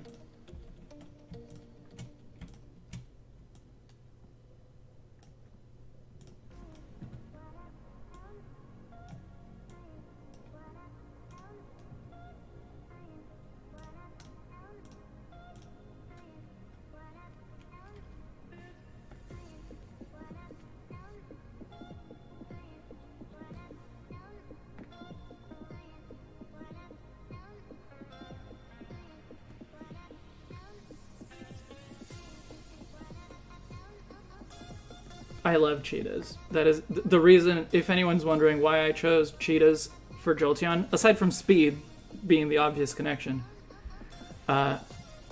Cheetahs are my favorite animal, so you can't go wrong with a cheetah. Yeah, they're really cute. You've heard the noises they make before, right? Yes, my favorite like cheetah moments that I've seen is that like there was a zoo, I think, that put on Facebook, like on a Facebook live stream, I think it was, a cheetah giving birth. And like it's giving birth, so yeah, it's a little bit gross, you know, but it was so cute because there's this one moment when one of the cubs comes out but like stays stuck to the mother's behind, and so the mother's just like, oh, okay, like, and then turns around to like go lick it and pick it up or whatever, and then it's not there. And then she's like, oh. And then she sits down. And the baby squeals, of course. So then she gets up again and turns around and is like, oh, where are you? But it's still stuck to her. Poor baby. And so this happens another time where the mother like sits, the baby squeals. And then the mother's like very confused, and then but eventually they figure it out. The baby successfully comes loose. Animals are very dumb and very cute. Exactly. Libris, do you have any rules about swearing in your chat? In my chat? In your chat. Like, not you swearing, but people swearing in the just the more abstract swearing as a whole. I don't have any rules. Like, if you're being mean to someone, that breaks a rule, but there's no rule against just like dropping an F-bomb. Okay, cool. Just checking. There was some minor tiffs. Oh, I didn't see it. I think we're okay, though. Okay, that's good. Yeah, no. Like, I generally don't swear on my channel at all, just to, like, kind of keep it a little bit more YouTube safe. Advertiser friendly. Yeah. But no special rules or anything. I know when you have Infinipede and I on here, we always find a way to just make it rated R in here. and maybe that'll happen when they show up today, so. Yeah, but it's a stream. Like, if it was on a video, I would be more careful with it. Either to just like make sure to cut it out or something like that, or if it's a swear that like makes sense and it's just like, yeah, you're you know, using it to express something that you can't express it in a nicer way. Yeah. Then like that's fine, but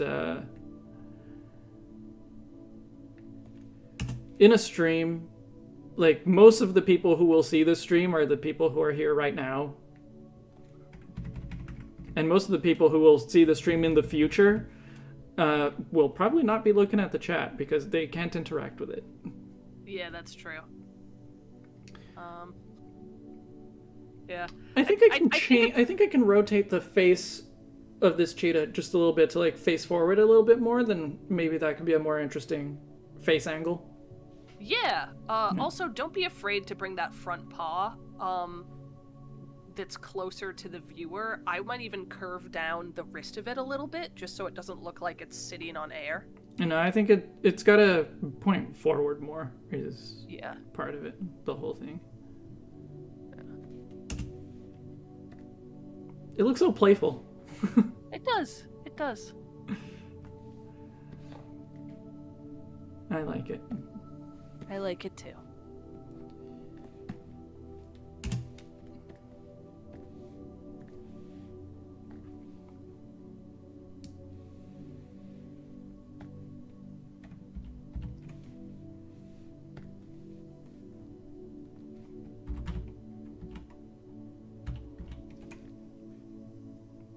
no reporting anybody in chat unless they're being mean to someone else in chat or saying some like wildly racist or transphobic or stuff like that. Or modestly racist and transphobic, you know? Yeah. If it's like minimally, then, you know, maybe the person doesn't quite realize it or something. And that might be more worth, you know, talking about it rather than kicking someone out, or putting them on timeout. But yeah, no bigotry allowed. Period. Good takes. Good takes.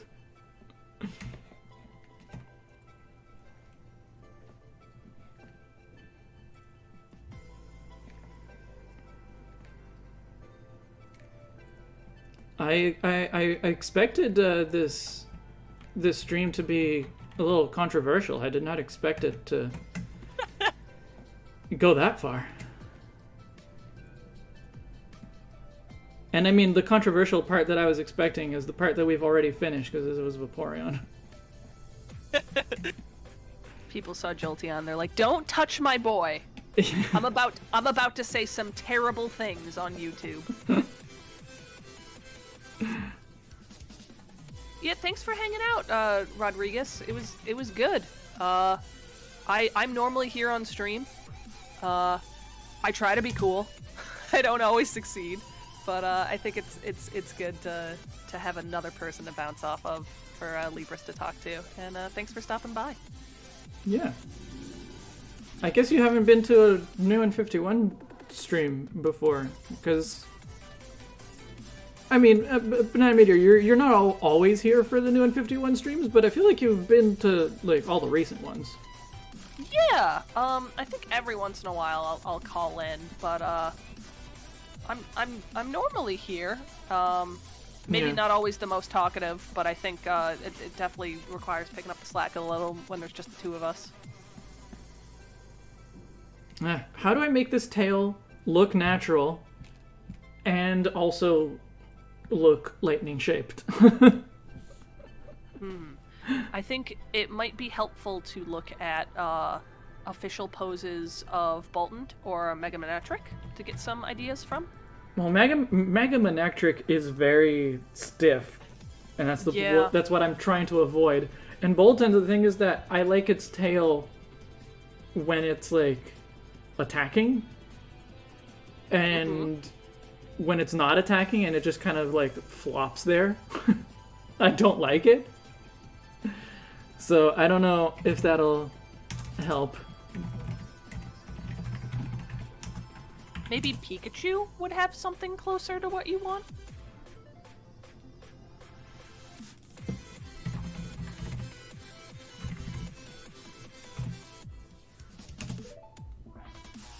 Pikachu's tail is also quite stiff, though. That's the thing. Like, I wanted to give it a natural look for an animal that is running, and I think it's tough because that shape is just so inherently unnatural. I don't think that's a bad thing. Yeah. Well, it's just maybe there's another way that I can make it kind of lightning shaped without, you know, doing the like cartoon lightning zigzag. Yeah.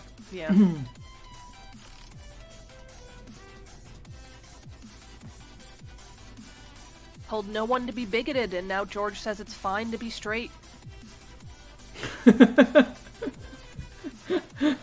Turning on me right away.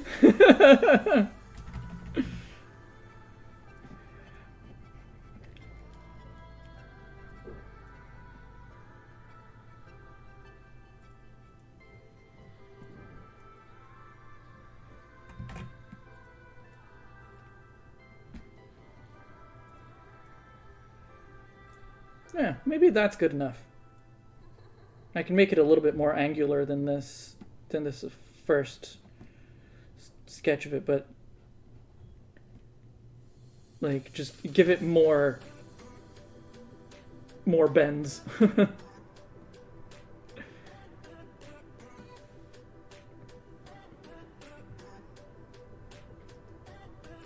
I like the silhouette you're going for. And I'm sorry, George. I didn't mean to offend you. Perhaps I was just playing. Do I have to suspend you? You may have to. I may be getting too rowdy in stream. How about that?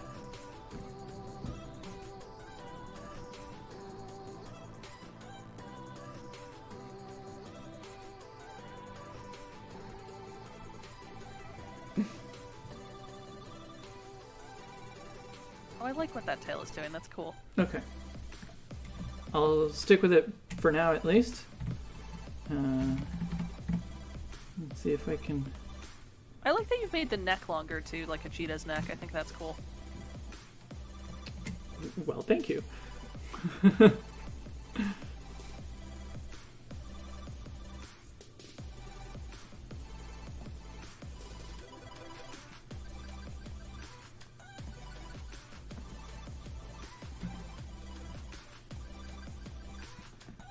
Oh my gosh, I still had a tab open where I googled what chuggy meant. Oh!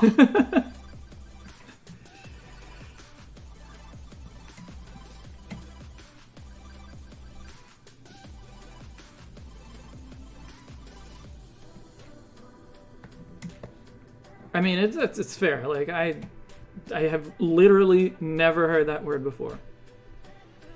I am clearly an old man. I think it's one of those words that most people actually aren't using unironically. Like it's just funny. It's funny enough and weird that use of it outside of joking that it's an insane word, I think, is rather sparse. I see.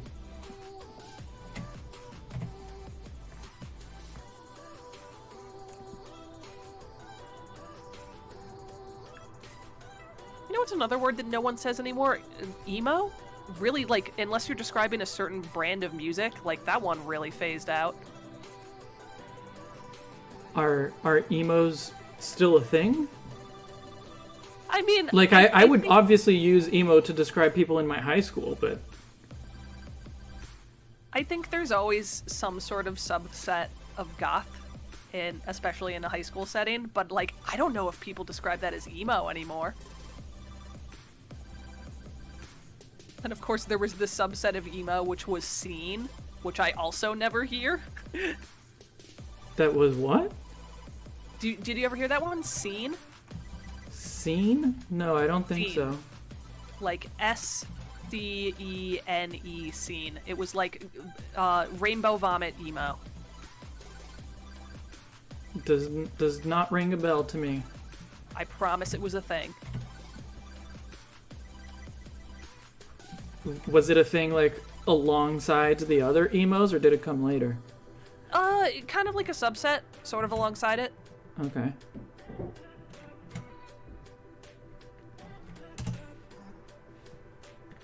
Yeah.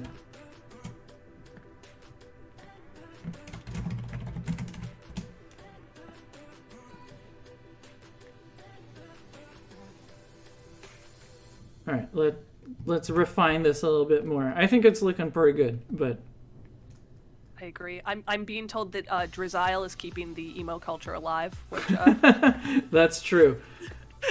it's good. I mean, it was my favorite in the line. I thought it was really cute.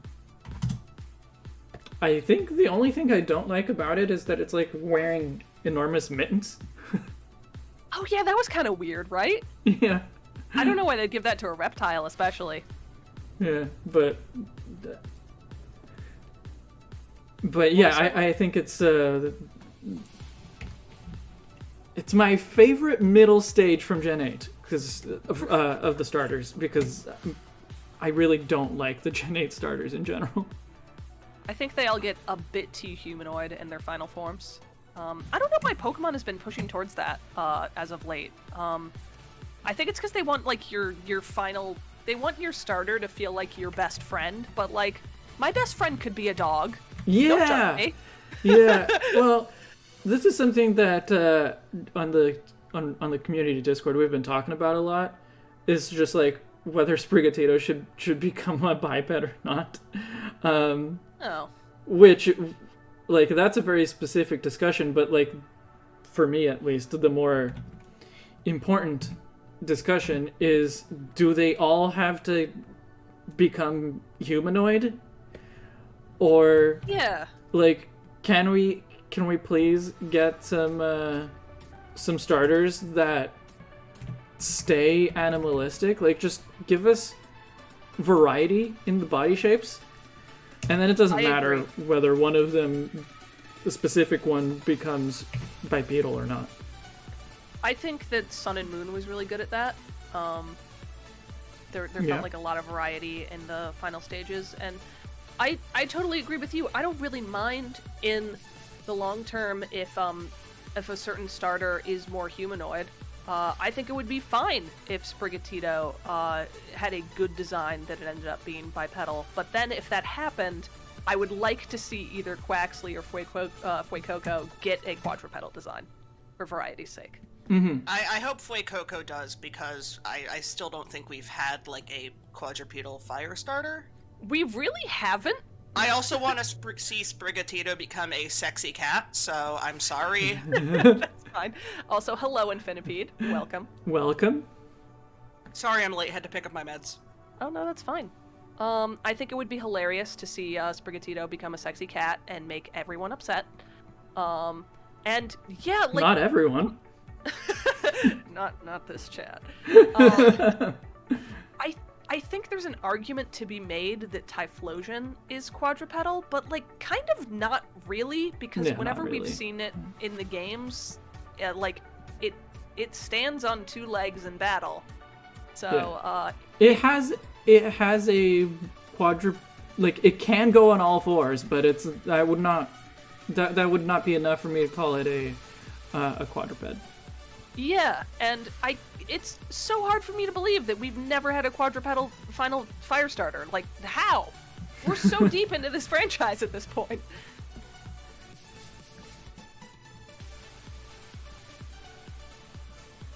Yeah, and I think it's nuts.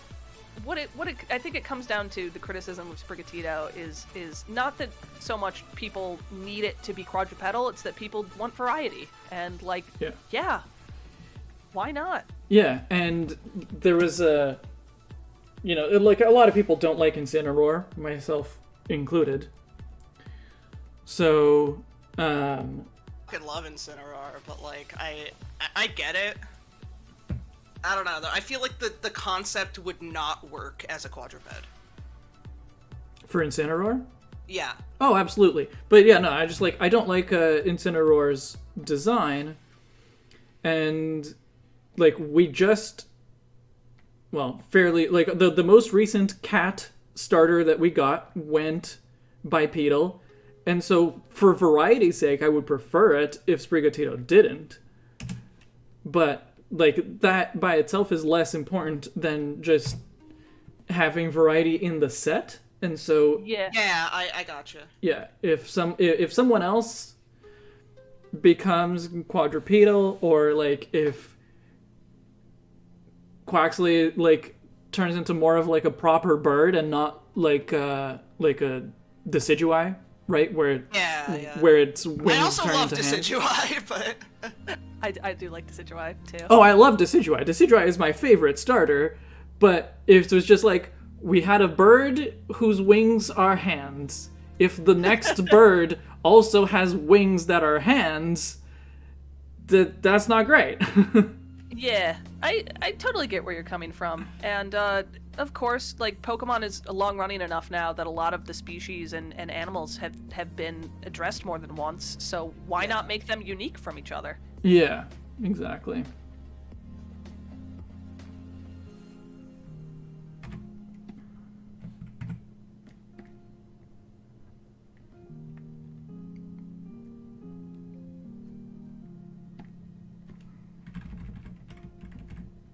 So, what have we been talking about so far? What can we do to get you up to speed? Has anything been addressed that I should comment on? Have you played Banjo-Kazooie? I've watched Banana Meteor play it. What are your thoughts on Banjo-Kazooie? I like when they go. Excellent take. 10 out of 10.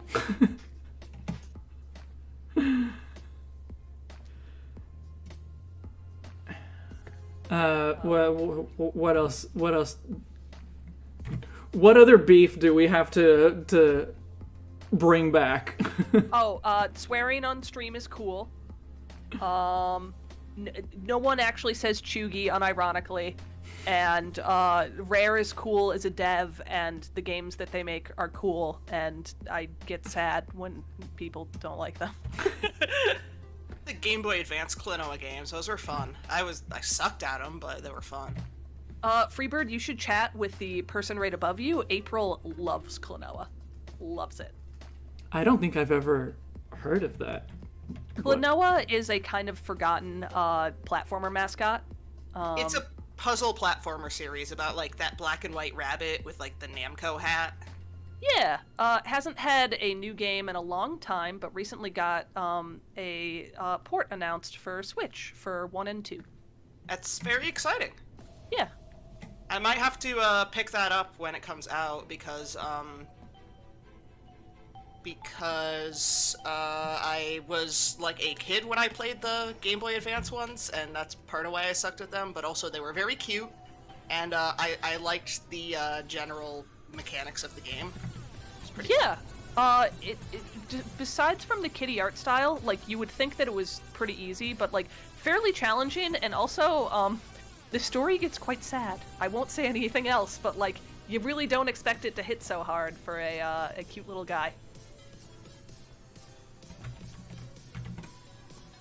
I'm glad that there are fans of Klonoa out there because, of course, I love 3D platformer mascots, and to see the forgotten ones like Klonoa and Croc and Gex. I've seen a lot of love for Gex recently. Thank you, Gex people. Love it. Yeah, I've seen you, like, retweeting some Gex stuff. It keeps coming up on my feed, and I'm like, great. Thank goodness. For all of chat, no, I do not actually think Gex is good, but, it's kind of like a Bubsy thing where I, like, see Gex and I'm like, yeah, people remember Gex. I'm sorry that you do, but it was a good time. Sort of.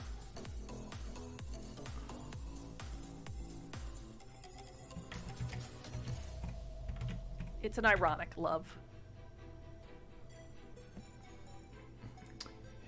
Is there really such a thing? Yes. I say yes.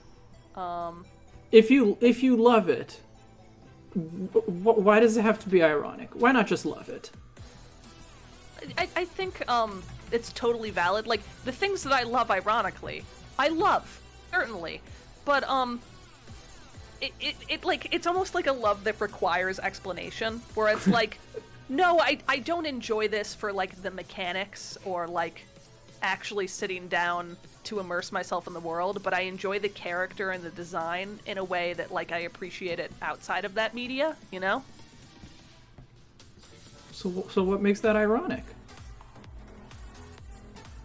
Ooh, man, we're getting It's hard questions today. I think I can say, like, I can look at the things I like ironically and, like, say, okay, so I will freely admit there are a lot of things about Danganronpa that are bad, but I will argue with you that Danganronpa is good. I will freely admit that there are a lot of things about Neil Breen movies that are bad. I will not argue to you that Neil Breen movies are good. I think what it boils down to is if someone asked me to play Banjo-Kazooie, I would say, yes, I love it. And if someone asked me to play Gex, I would say, no, I love it. I think what April says is pretty spot on in the chat, where ironically loving a thing is kind of loving it, but not on the level that the thing was intended to be loved. Yeah. Like, yeah. it's how, taking it back to So Bad It's Good movies again, it's how The Room, is loved as a comedy. It's not loved as a tragic love story. Yeah, you're still genuinely appreciating that I wouldn't thing. call that ironic. What would you call it?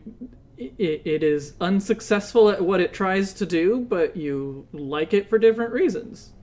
That's just... That's long-winded, though. Well, bit sure, of but... a mouthful.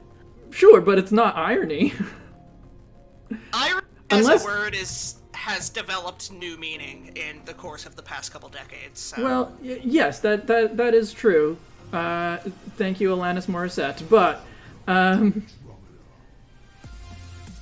it's like, yeah, it would be ironic if you, I don't know, you like it for a reason that it was like, that is the opposite of what it's trying to be. That would be ironic, but... Which is The Room, because it was meant to be, it was meant to make you cry, but it makes you laugh. Yeah, I think I've never watched The Room, so I can't comment on that one specifically, but... You should watch The Room. Infinipede showed it to me for the first time, and it is an adventure. I'm familiar with it, but I'm not a so bad it's good movie kind of guy, so I don't know if it would be for me. Okay. Probably skip that one, but it's definitely the kind of thing where like people that like things that are so bad it's good, you definitely feel a different way about them than the things that you just like because they're genuinely good. And even if the phrasing ironic doesn't quite feel right, that's definitely what Infinipede and I are trying to portray here. Yeah. Homestuck made my girlfriend change her name. She was already trans, but it just made her change her name and, gender identity. And thanks for stopping by, Groovy Bananas. Yeah, I mean, I feel like most Homestuck fans are queer, honestly. But... We tend to stream the first Saturday of every month. I think Libris likes to do intermediary streams in between that, but the new 151 is always first Saturday. Yes. 3 p.m. EST. Eastern, yeah. I have a different art stream on the last Saturday. But yeah, it's just Saturdays at noon Pacific or 3 Eastern or 8 o'clock British Standard Time. That's when I'm here. Yeah. Usually twice a month. Sometimes I have to postpone a stream, but it usually still works out to twice a month. Right. Yeah. It's okay, George. Libris will just argue with Infinipede and I now about semantics. That'll be the new hot take. Okay. What's your stance? I don't have a hot take for you at the moment. Sorry. They're brewing right now. I'll think about it. I gotta. Never mind. We'll get there. Don't worry. Don't worry. No, I was gonna say something completely off topic, but. Here's my hot take. Umbreon doesn't look like it has fur. We've had this conversation before. It looks like it's wearing a big leather suit. There you go. Umbreon's just in a big quadrupedal gimp suit. Changed my mind. Umbreon is wearing fetish wear. There's no tufts of fur anywhere on its body that would illustrate that that's what it has. It is a leathery, cute little boy. Okay, what's the problem with that? I don't think it's appropriate for children. Umbreon Nakey. In a game that's clearly marketed towards them. I don't know if he is friend-shaped. If I pet him and he felt like a rubber ball, I don't agree with that. Do you not like rubber balls? Are you against bouncy balls? I think in all seriousness, I think rubber is just not a fun texture to touch. I don't know if that's just me feeling icky about certain textures, but if I pick up a rubber band, it feels kind of gross. I don't mind rubber as a texture. I just don't like the idea of being someone who sweats a lot, I don't like the idea of wearing rubber fetish wear, and it does nothing for me to think of my partner's wearing it. Yeah, no, I don't know how that got popular either. It looks uncomfortable and icky. Look, I think it looks uncomfortable too. But if Umbreon likes it, I'm gonna support it. Okay, fair. I mean, he's got his interests. He's living his life the way that he wants to. Who am I to shame his kinks? Exactly. I'm certainly not going to. How's the proportions looking, or the whole thing? I feel strange about the front paws. I don't know why. Maybe it's because I want the paw that's closest to the viewer to, like, have more of a wrist. But I know he doesn't really in your reference image, so... No, but I can make it so that so that it's more like a leaping pose, so both paws are folded downward. I could do that. Yeah. Yeah, I feel that.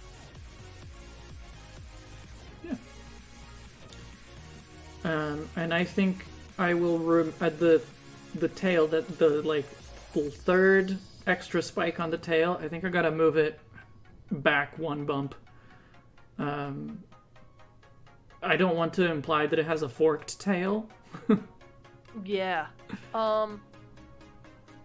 I think that's fair. I think it would also look better if, like, your drawing, it was a little thicker to start with, because right now it's kind of reading as like a tree branch, but I'm sure the color will help that. Yeah. Yeah, no, I think it needs to be a little bit thicker as well.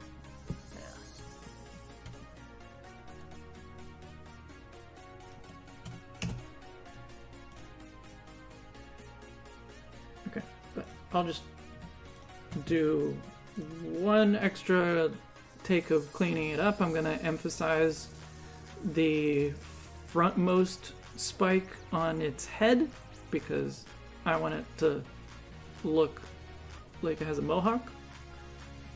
Because yeah, why not? I agree.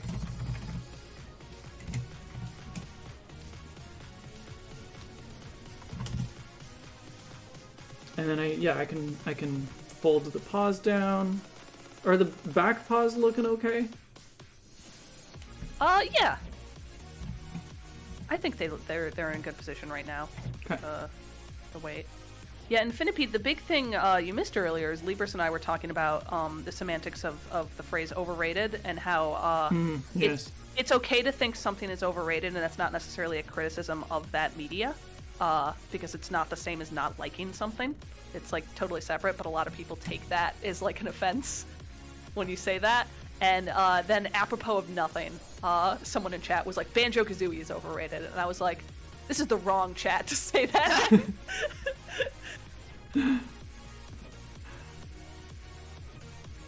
I did bring up Ocarina of Time. I think that was the connection that they made, but it was just very funny because I don't think they're familiar with my brand. My brand. So, Yeah, no, I don't think it was someone who's been to a stream before. Yeah. And...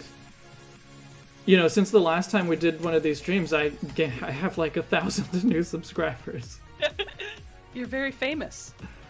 Yeah. It was funny because we had a very like leveled and pragmatic discussion about it in chat, and then it came out that the person that said that had never played Banjo-Kazooie. So it was like, well, I'm not gonna say your opinion isn't totally invalid, but maybe try it.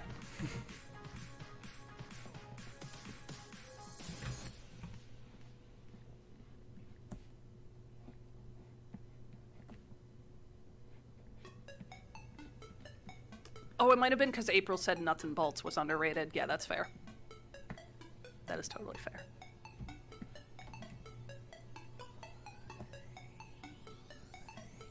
That one is underrated? Yeah, they took a different direction on it thematically. It's not really a collectathon. It's like more of a user-generated content like vehicle game, and it really alienated a lot of the fan base. But aside from that, it's still a fun experience. Just the biggest criticism is it's a Banjo-Kazooie game that doesn't feel like a Banjo-Kazooie game. I think it kind of I think the issue is that it was so long after Banjo-Tooie. Yeah, that, no, I feel something ya. comes out with Banjo-Kazooie in the title, and everyone's like, "Oh, it's the new Banjo-Kazooie." Yeah, the people really wanted. They like missed what was already there, and I get it. Like, I don't think the criticisms of it are totally unfounded. Yeah, I've never played it, so I couldn't say. It seems more popular these days when people stumble upon it without like the notion of the fan dislike of it. Yeah. You know how when like something just gets so like hated within its community that like no one's trying it. It's just like a circle of like, thing bad, don't try thing, and everyone's like, well, I guess the thing's bad. Yeah. That happened a lot with ukulele too, which was very unfortunate. I think the big thing was like Video Game Donkey put out a video where he didn't like it, and everyone was like, I like the guy who said that he didn't like it because he sounds funny and his name sounds like Donkey, but it's not. And it's like, okay, did you play the game? And they're like, well, no.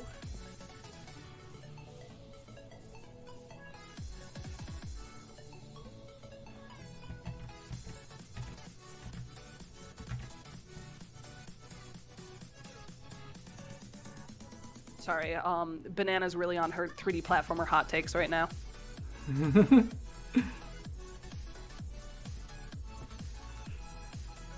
What's your opinion on Squidward suicide? Is that a game, or like did SpongeBob finally just push him over the edge? Like, what's going on in current SpongeBob?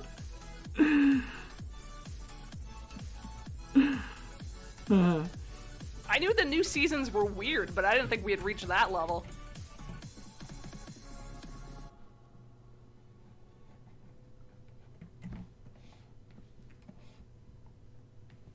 I never watched SpongeBob like consistently.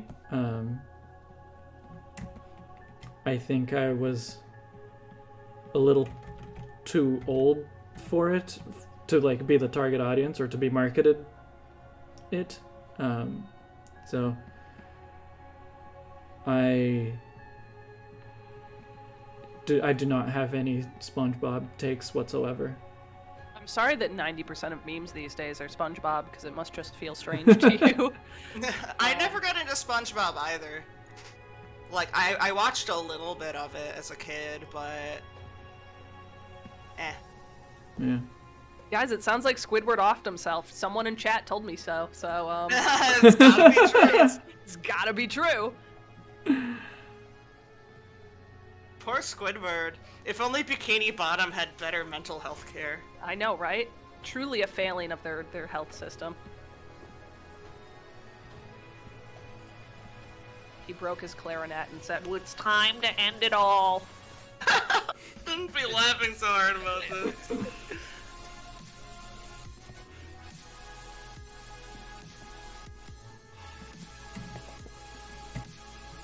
One second, I gotta get something. Okay, cool.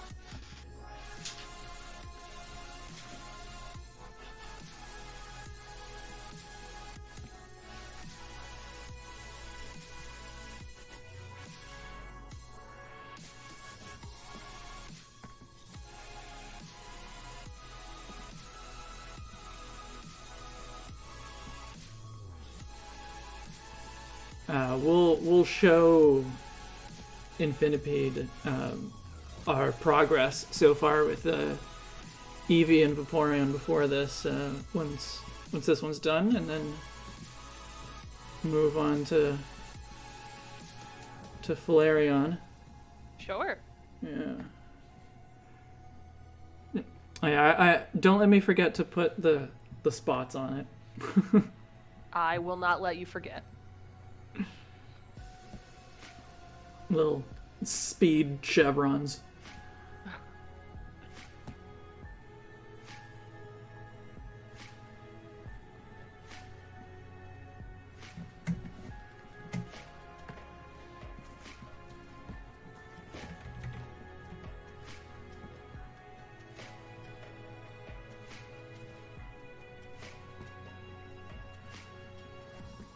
I'm back. Welcome back.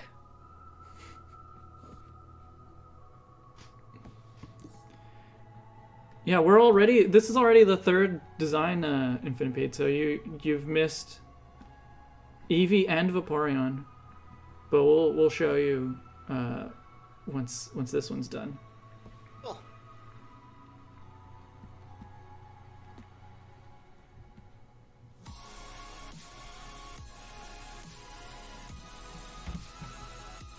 Oh, I forgot to put the extra spike. I remembered to remove the spike from one bump, and I forgot to put it on the other.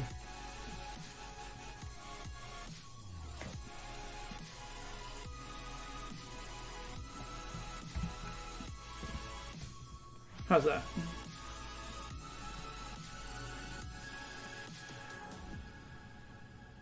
Do the front legs look too thick or too big compared to the back legs? They look shorter than the back legs. Yeah, the paws also do look a little thicker, but that could just be the stylization. I think it's more of a thickness problem than a length problem. But maybe it's a bit of both. So let me try.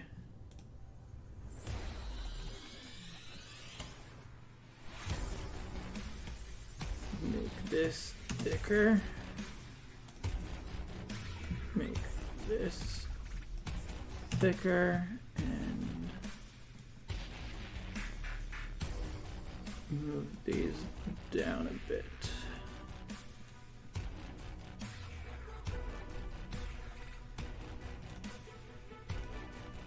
Is someone in chat trying to tell me that Conan O'Brien has also passed away? I don't think that's true. First Squidward, now Conan O'Brien. Who next?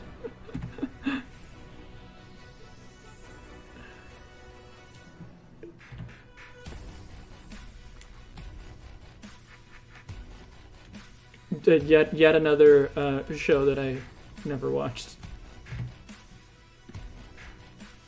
It's just kind of like your standard like late night television talk show fare. Yeah. I know someone who loves it or loved it, but yeah. I know Conan O'Brien did a lot of writing on like early Simpsons, and I think that's pretty cool. But I'm That's not super interesting. I'm not super familiar with his like talk show. I think late night celebrity talk shows are just definitely not for me. Yeah, same. The most interested I've been in celebrities in a long time was definitely the Oscar slap, which was so much drama from every direction. It was just Yeah. like, well, I'm like, I can't stop reading about this. I've never cared about these two people, but I have to know. Oh, for me it wasn't I have to know, it was Twitter won't stop giving Won't shut me up about takes. it, yeah. Well, in my case, like, I did not watch the Oscars, and I don't really care about the Oscars, but I kept seeing people on Twitter, like, reacting to the slap, and I was like, what happened? Yeah. So, I had to find out just so I'm not, like, completely lost. Right. Rarely does something that wild happen on live TV, much less like a prestigious event. Yeah. I don't watch it, but I know that like it's a pretty big deal for like not only the film industries but like the fashion industries. Like, who are you wearing? Yeah. Who are you wearing to the Oscars? Is that how they don't know. sound? No, that's not. No one sounds like that. Never repeat that.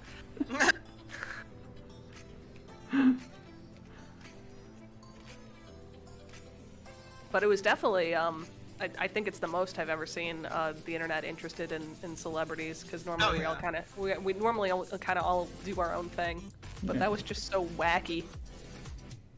Does that look a little better? More proportionate? I'm sold on the leg closest to the audience. I'm not sure about the one in behind yet. Same. The one behind looks bigger. I don't know if it's just an optical illusion or what. I mean, if it's just a matter of shrinking it, that's easy. But it doesn't look too long or too short.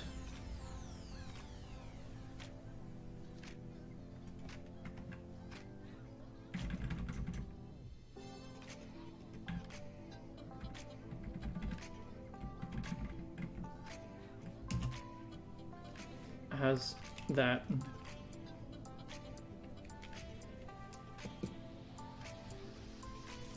No, yeah, I have no take on it. Helpful.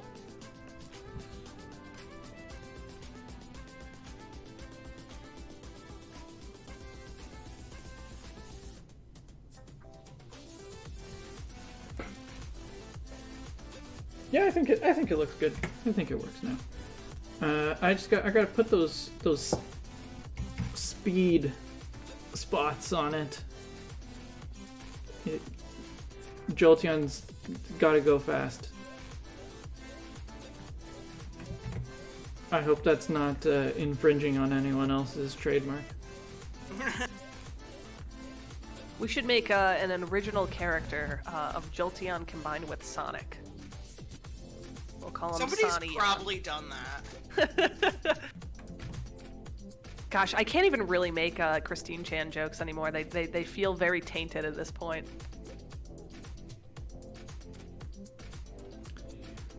Oh, it's okay. They would go over my head anyway. Oh, a very troubled individual. I don't feel like...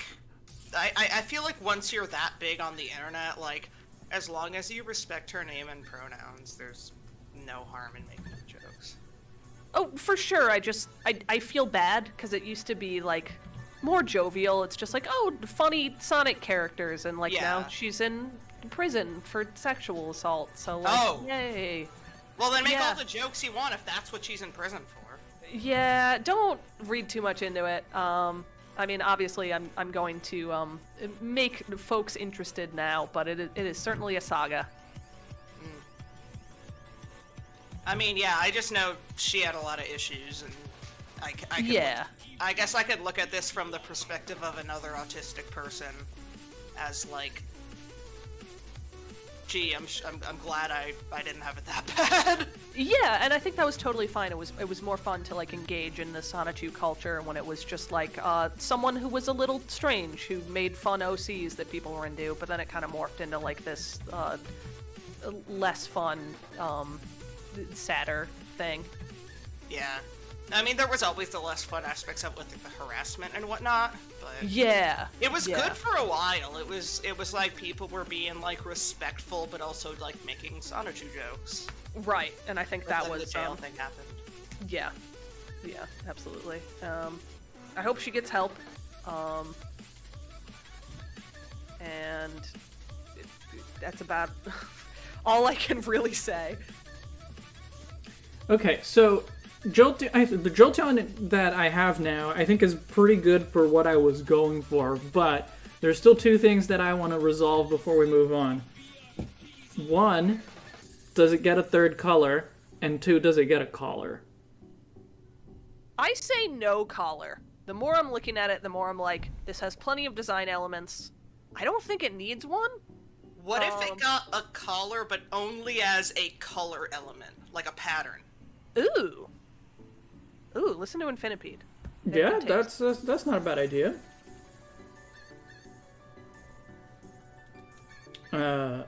Maybe...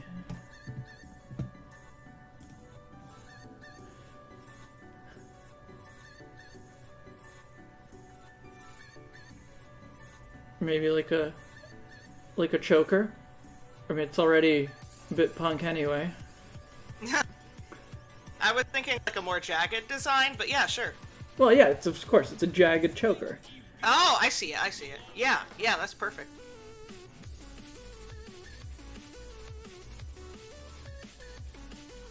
I was actually once told by this, it was a group of autistic people, and I absolutely hated all of them. One of the reasons that I tend not to join, like, autism support groups is because I tend to hate everybody in there, or at least not get along with any of them, because, like, yeah, we're not going to have the same things in common anymore. Mm-hmm. Like, maybe back in, like, the 70s, when the only things for people to have special interests in were, like, trains and Star Trek, sure, but, like, nowadays, I don't think it's going to be as common for people with autism of different ages to have similar interests. Oh, it's people of different ages? It was people, yeah, a lot of the people were older than me. I was one of the youngest people there. Oh, yeah. But they actually posited an interesting thing that they think the reason that so many autistic people are into Pokemon is because of the collection and organization aspect of it. And ooh, yeah. I don't personally think that's entirely the case. I think a lot of it is more the, people with autism tend to like animals. Uh-huh. And tend to connect more with animals. At least, I'm just saying this is a very big generalization, but this seems to be a thing. Children in general like collecting things, so... Yeah, I mean, people like... humans like collecting things. Yeah, yeah. But I'm thinking that it's more of a generalization about just the fact that people with autism often like animals, and a lot of us like fantasy stuff, so... You're just describing me, which is fair.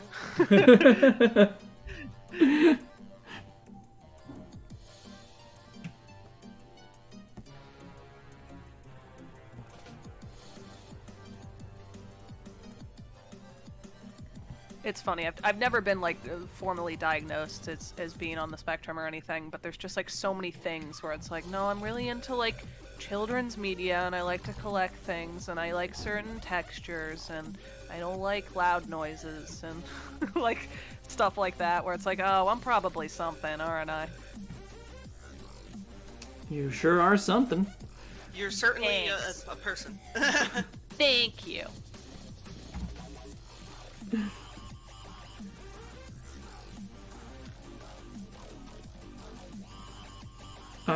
This is not a criticism, but I feel like this Jolteon could very easily be turned into one of those Gijinkas. Yeah, it would be a great Gijinka. Also, you were talking about not knowing what scene was earlier, but you just designed a scene Pokemon. Congratulations. This is they're very like scene or punk Pokemon. Yeah. Well, punk is what I was going for. I don't know scene. That is not a word that I'm familiar with, but Just rainbow emo, I promise.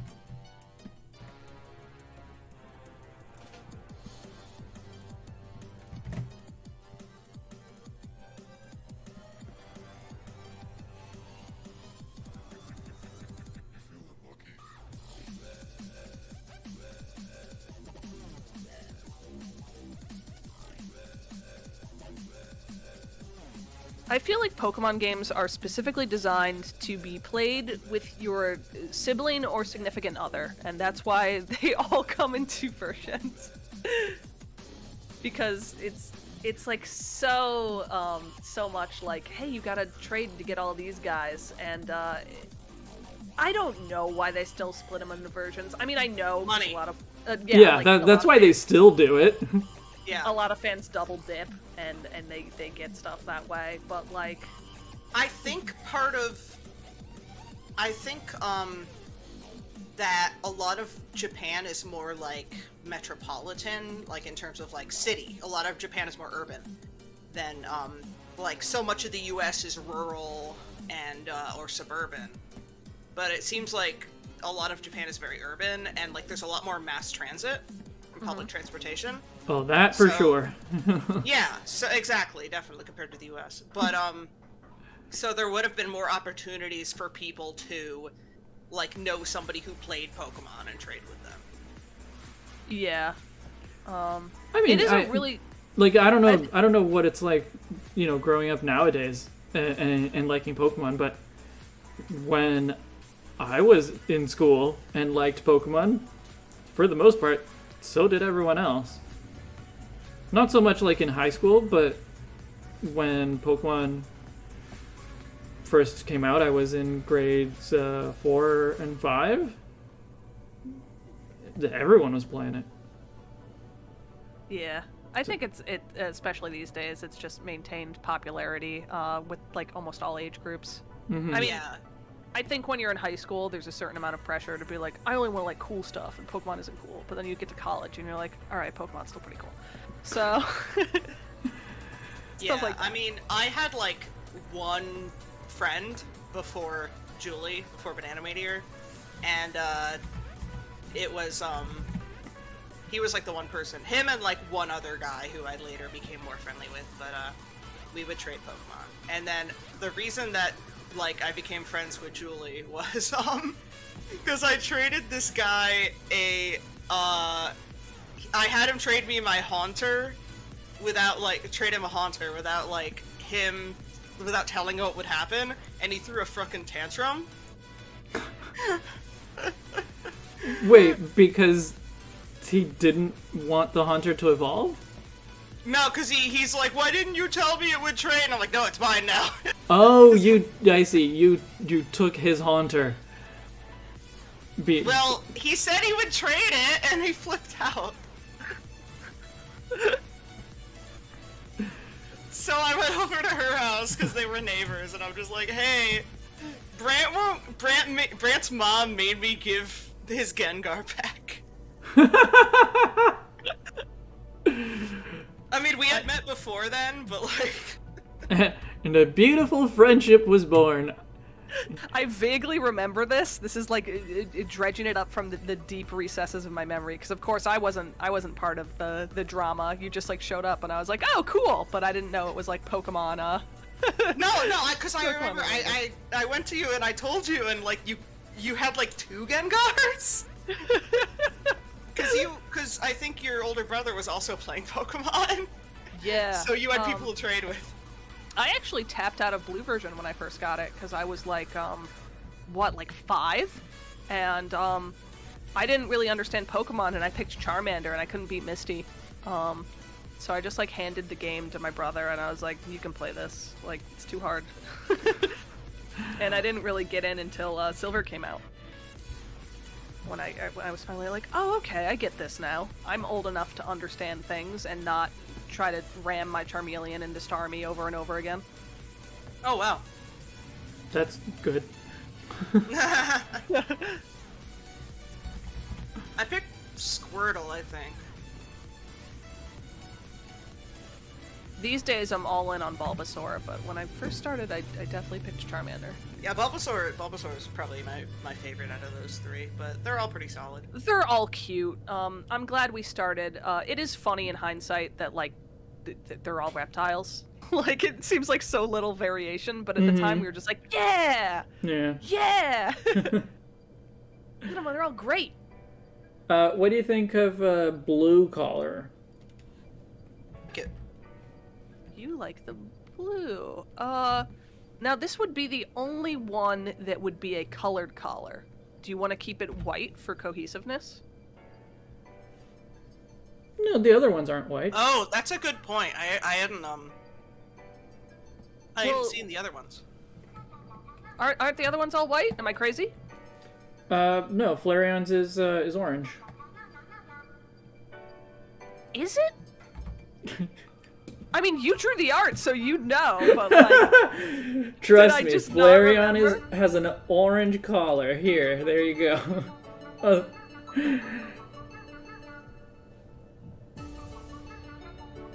The color in my sketch is basically the same as the color from the original, or from the official art, modern official art. So it's like an orangey beige, but yeah. Okay. Do you want to keep it kind of like a yellowy beige on Jolteon? Yeah, to me that just red is more like white. I was imagining like the orange of its body. You confused my brain deeply. I was like, I didn't see that. Just my memory bad? I don't dislike the blue, but it seems more like an accessory than a part of its design. Even if it's, not outlined? Because I probably wouldn't leave it outlined. I don't know. I'll have to wait for that to show up on the stream.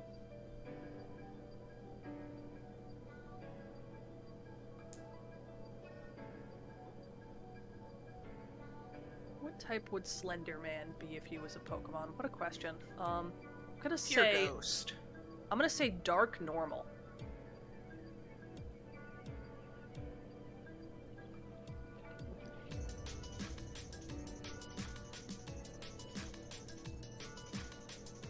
the blue collar. Shoot, it's blue collar Jolteon. Going out to his fields, picking some corn. Blue collar is fine.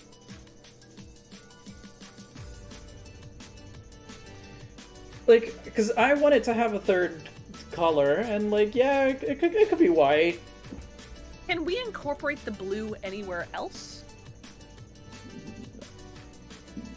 I don't know. Can we?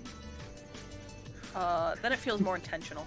I would love for it to have, I want it to have a third color. It doesn't have to be blue. I just think the blue goes well with the yellow, but it could be white. Okay. And if there's some other way to put some white or blue in there, so much the better.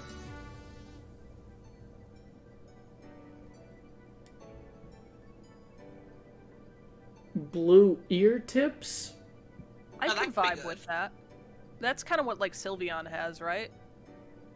Where, like, its ears are a different color than its head. Sort of, yeah. I don't want to make it a blue tail tip because the black tail tip is part of the cheetah aesthetic that I'm going for.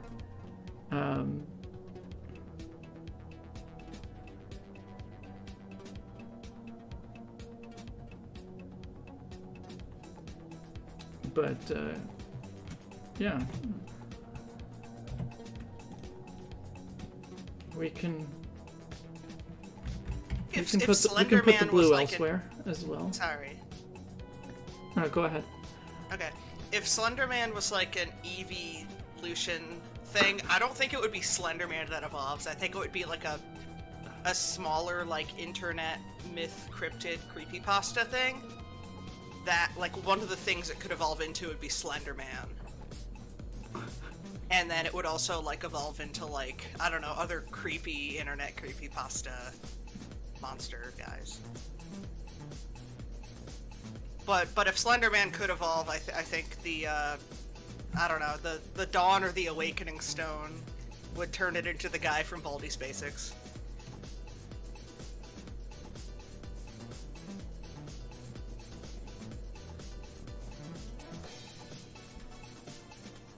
And I haven't thought about Slenderman in a very long time. Me neither.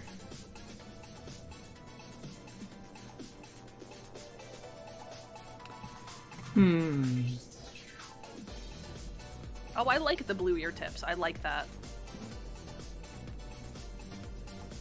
I don't know. It just feels like it's there. I really like it. I like it. Now, if you don't feel like it's covering enough of the ear, what if you tried the top half of each ear is blue? And so it felt a little less like an embellishment and more like part of the design. Let's see.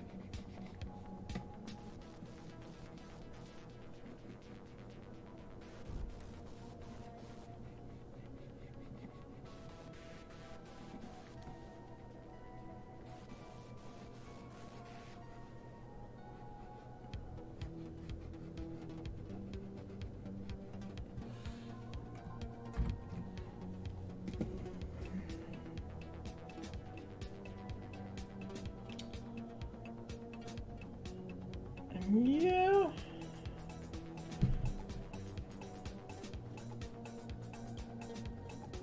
I don't know. Feeling better about that? Better, yes, but it still feels like it's just like, I don't know, like the shape isn't calling back to anything in particular. Like it's just color for the color's sake. I think in that case, I liked the, maybe you could, like, you know how you were doing the, it could be like almost a diamond shape at the ear tip, if this makes any sense. So it looked kind of like a lightning bolt. Oh. I don't, yeah, it's, It's definitely up in the air where the blue should go, but I just feel like just the blue collar isn't enough of an element in the design. What if the eye highlight is blue? Sorry, you cut out there. What? What if the eye highlight is blue? That might work for me. I think if that was the only thing with the collar, it wouldn't be enough. Let's find out.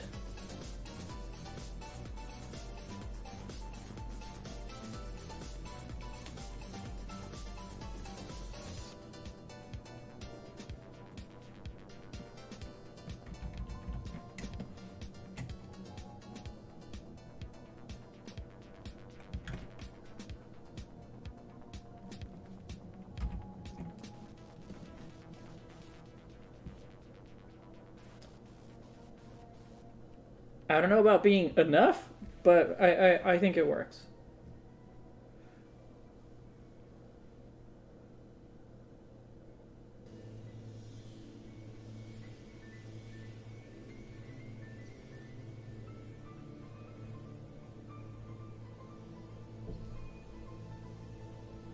Thoughts?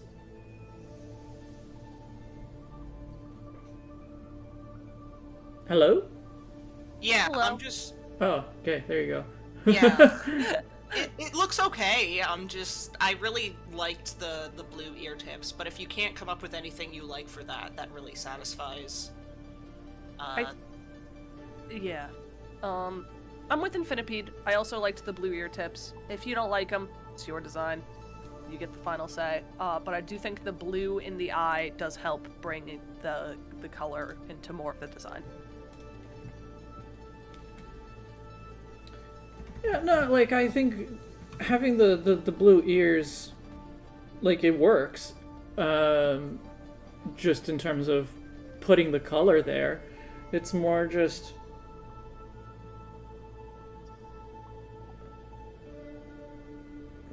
like, it just doesn't... Go back to what you had initially for the blue ear tips. And then extend them down to the top of the inner ear. Hang on. So... I'm trying to describe how, like, I'm seeing. Yeah. So what I had was kind of closing off the yellow of the... making the yellow part be properly diamond-shaped. That's basically what I had. Yeah. Yeah, make it properly diamond-shaped, but I think in that case, like, having the,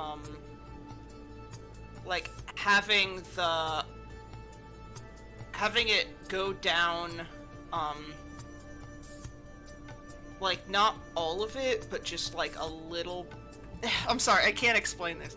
I'm just thinking, like, if a little bit of that went down to meet the top of the inner ear, it would look kind of lightning bolt-esque.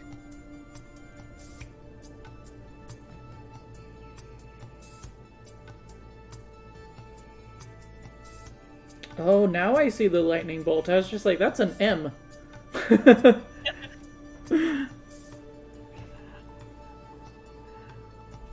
Yeah, that's my take. So. Yeah. It keeps it spiky. I think that works better. Okay. Yeah, we can go with that.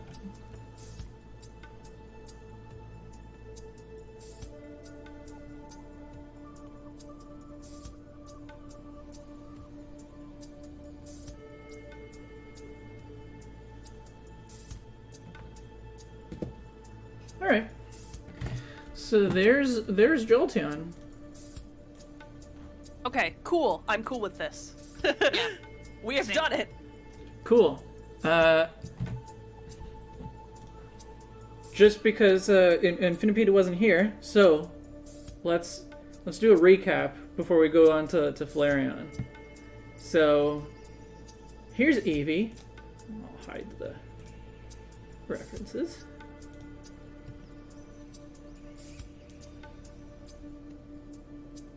Gotta let the stream catch up. But it definitely looks like a more modern take on EEVEE. I like it. Yeah, it's basically just I like the eyes. EEVEE but modern. Yeah. Which is exactly what I was going for. Here is Vaporeon.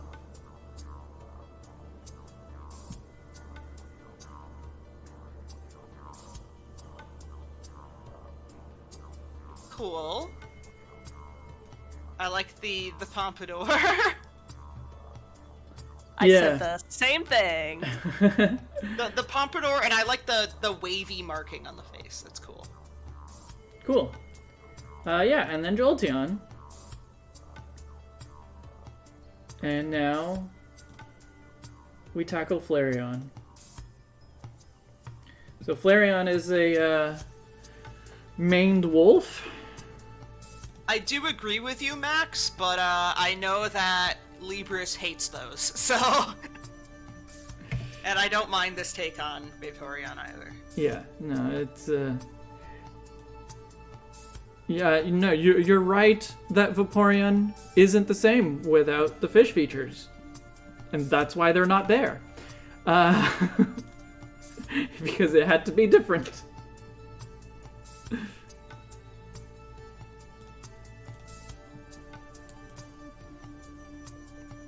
So let me see if I can do the middle pose without it looking too awkward, because it's going to be much taller and skinnier.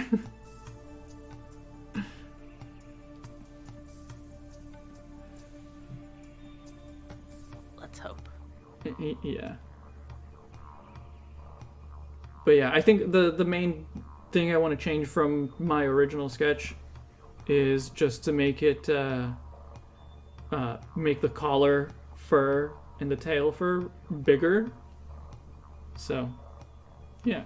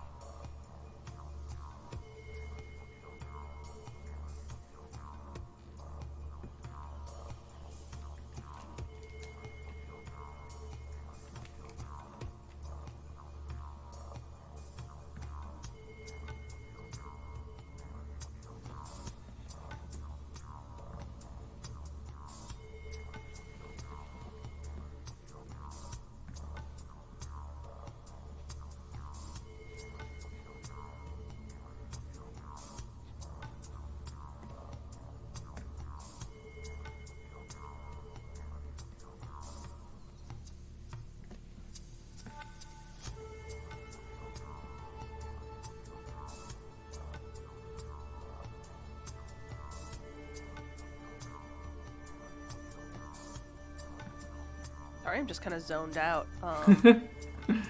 I like what you're doing here. I like the pose that you picked. I like the main wolf. I think that's a good pose for it. Yeah. I think Flareon has always kind of suffered from being a bit boring. I think its design is just a little too similar to EEVEE's, and I think this will differentiate it a bit. You're right, it is quite similar to EEVEE.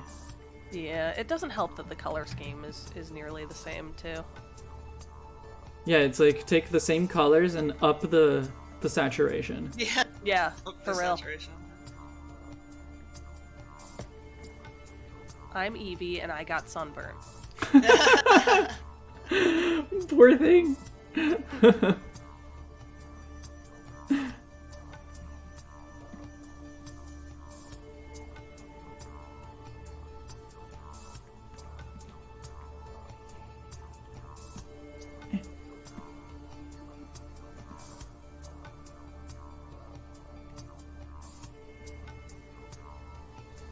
Yeah, I'm working on some pixel art, so my apologies if I'm not like constantly it's watching fine. chat. I will. Cool. I will get your attention if I need something. Yeah. I think I saw your work in progress for that on like Facebook or Twitter or something. Yeah, but I've been posting like consistent updates on Twitter, and I posted last night's update on Facebook. Cool. From what I saw, it looked excellent so far. Thank you. Yeah, I've been seeing some of those too. It's the like two people, I don't know, taking a selfie. Taking a selfie. No, it's just I guess it could look like she's taking a selfie of them. No, I don't think it actually looks like they're taking a selfie, but it's that kind of angle. Yeah, that angle does definitely look like a selfie angle. You're right. Yeah. I just drew the initial sketch, and I'm like, I like this. I'm gonna pixel this. Yeah, that's cool. Thanks. I should do some more pixels myself. You should. I think the last thing. Shouldn't we all? I really want to do some more Viva Pinata ones because I like using a limited palette, and I think that lends itself really well to Viva Pinata because they have like these bright colors that you can really just simplify out. Yeah, limited palettes are really fun. I try to like stay like below like 15 in most of my stuff. Yeah, I think the one I'm using for my avatar, I used like 5.4, and I was like, yes, oh, nice. It's so fun. So I might want to do that again. Yeah. Yeah, I did a series for a while when I was working on that one indie game that was just like, I think it was like 4 colors and black. Yeah.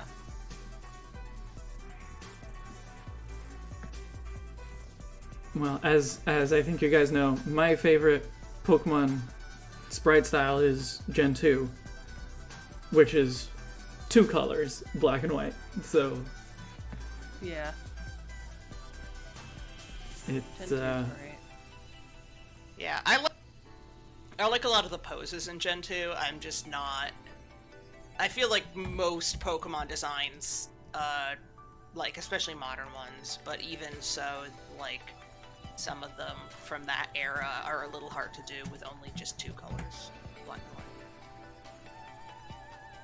for sure, but that's part of why some of them are so good.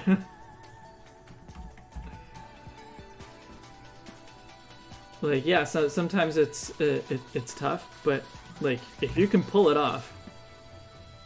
I don't know, going back and actually as part of like a commission that I'm doing, having to edit some of those sprites, some of them are not very good. Like some of them, like I would say those are some of the best poses and like outlines, but some of the shading is not very good. Yeah, well, we've talked about this before. I disagree. Yeah. But yeah, I think like the Gen 2 sprites are awesome in general.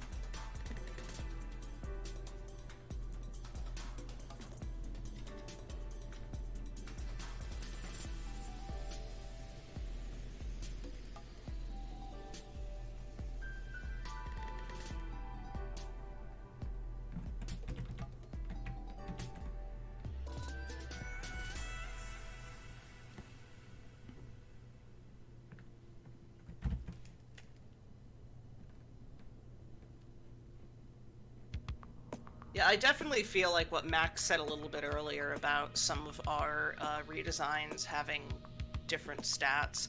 Our Marowak would definitely have higher speed. Yeah, well, like in some cases, I don't remember Marowak specifically, but like with Pidgeot, for example, like the Pokédex talks about it being super fast, right? But it isn't, and sometimes, like Sandslash, Pokédex talks about it being super fast, but it isn't, and it doesn't look like it. So it's just like those are the kinds of things that I feel need to change because the lore says that it's fast.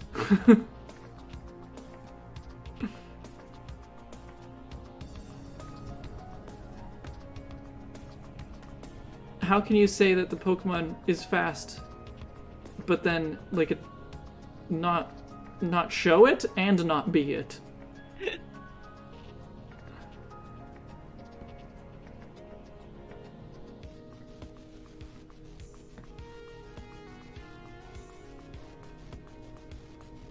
What made some researcher somewhere decides that Sandslash must be really fast with those nothing legs. Maybe they saw it when it was sand rushing. Yeah. And they were like, I'm writing my dex entry right now, and I will not factor in any sort of weather conditions that I know could be affecting this animal. Even then, because, like, I don't know what its actual base stat is, but, like, how do you look at a Sandslash and think it must be fast? Like, it basically has no legs and just, like, flippers. Because its claws are so huge. Like, it can't walk. That thing cannot walk properly. You're not wrong.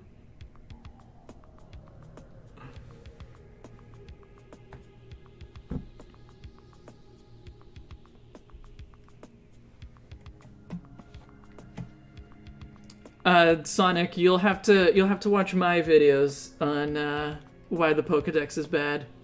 Yeah, I have to actually watch those. I don't know. We have had this discussion how you like to take Pokemon at a more scientific standpoint, and I just can't take it seriously because of stuff like that. Yeah. But it's like, this Pokemon is as hot as the sun. Like, nobody would live within, like, a mile of a Magcargo. I saw 27 adults thumb wrestle this Pokemon, and all of them lost. That's what every Pokédex entry feels like, I swear. Yeah, it just sounds like, they weren't, like, actual scientists, but rather, like, Pokemon researchers are just, like, very anecdotally cherry-picking evidence. I think there's genuinely one from a champ where it's like, it's as strong as 100 grown-ups, and it's like, by what metric?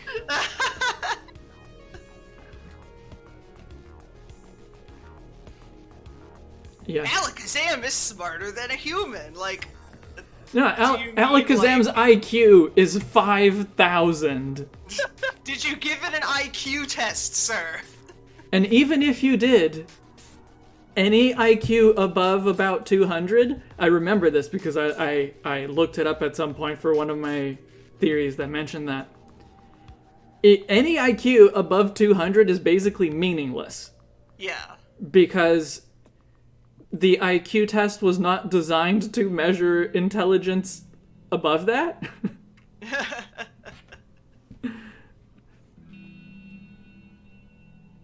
So it's just like, okay, you're smart. You are much smarter than the average person, and that's about as much as we can say. IQ test should pump out, like, after 200, it should just be like, real big smart, biggest smart award, and then it should, like, hack into your printer and print out a, like, big sticker that says smart on it, and you're like, yes! That's me. I am the biggest smart. My, I am so very smart.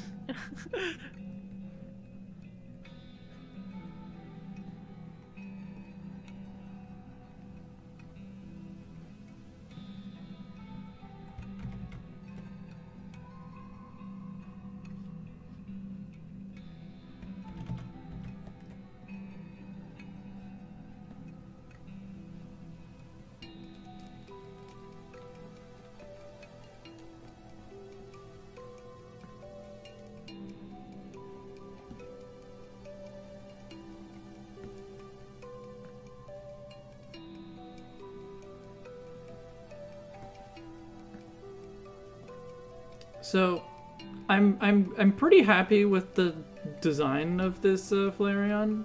I'm not super happy with the pose. I feel like the pose is making it look very fox-like is one thing, and not enough like the maned wolf that I'm going for. I would argue that maned wolves already look very fox-like, but they really do. Yeah. Yes, they do, but it's they look like very large foxes. So this, to me, does not read like a very large fox. It reads like a fox. Try making the head smaller? I was say the head is kind of very big right now. I think you will feel more satisfied with the pose if you make the head smaller. Potentially, but I don't know. I think the kind of the angle of it isn't working for me.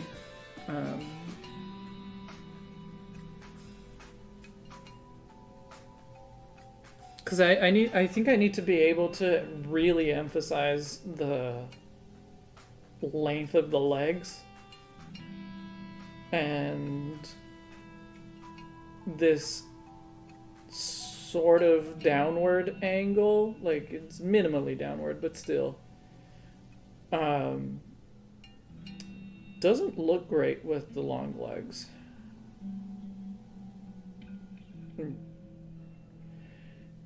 Like, maybe I'm just not drawing the legs right, which is probably part of it as well, but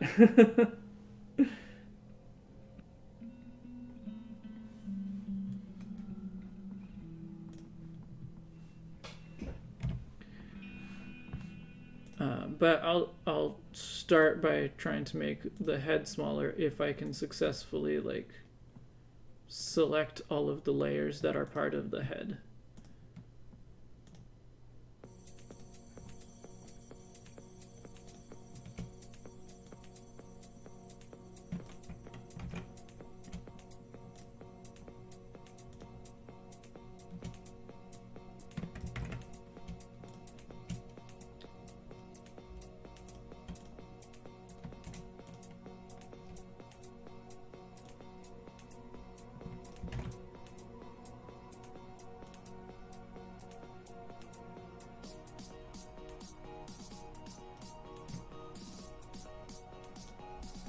That is a little better, but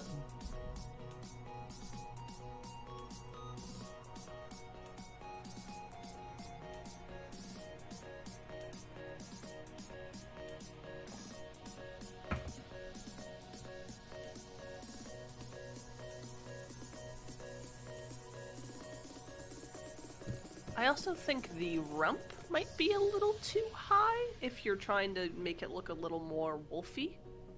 Because that seems to be more of a cat or fox thing. A high booty. yeah, it probably needs to be further down. Yeah, the original art has it more on par with the rest of Flareon's body. Yeah, but Flareon as a whole is very stocky. Yeah, but still, So, I'm just yeah, I was trying to like emphasize from there, but Libris is tapping into his innate furry tendencies to make the large-bootied mammal that he wanted to see. you're right. I know this because I'm a certified furry.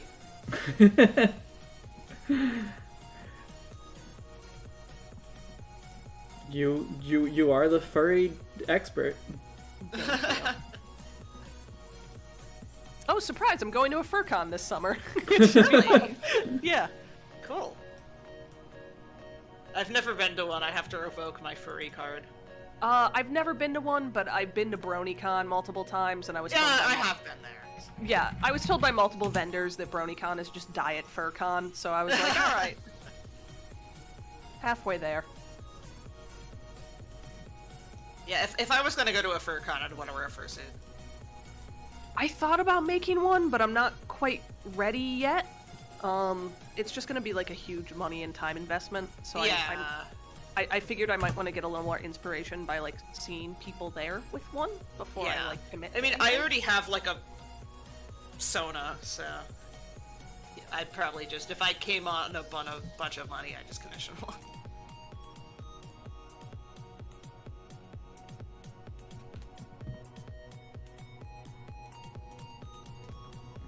I think there's something about the face that isn't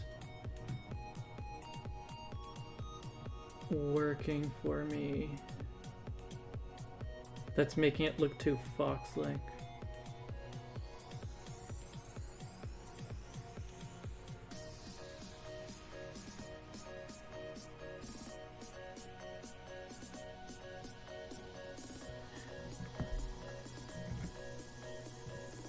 I think I can extend the legs more, because, like, the more I look at maned wolf reference images, the more it's just like, this thing has ridiculous legs. They do.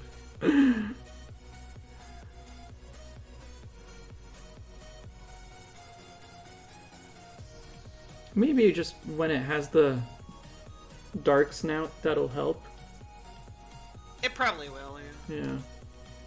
I mean, maned wolves are also, like, they do just look very fox-like. Yeah, it's like if it's a fox that went werewolf. Yeah, exactly.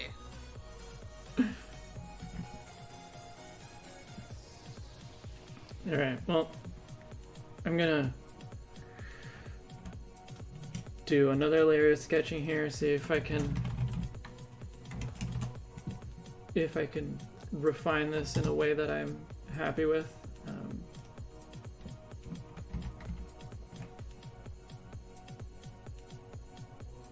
Oh, you know what? Another thing that might help is, because maned wolves, they have such a big, like, fur on the back of their neck. So they actually look a little bit more hunched. So it might be better to move the face, like, forward and down. To make it less like a prim fox. Yeah. That makes sense.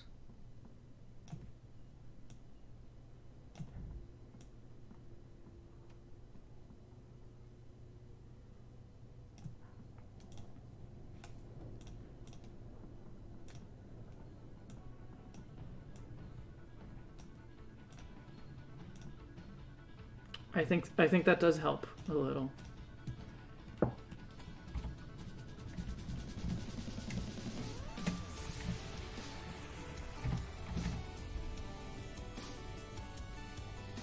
Yeah, you're right. We're getting there. We're getting that there. Looks more wolf-like, less deer-like.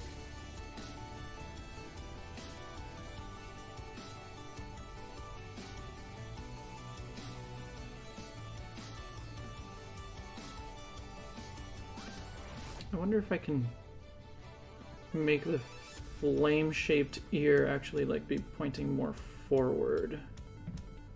So that, like, both ears are facing forward kind of deal. Instead of the ears facing the sides.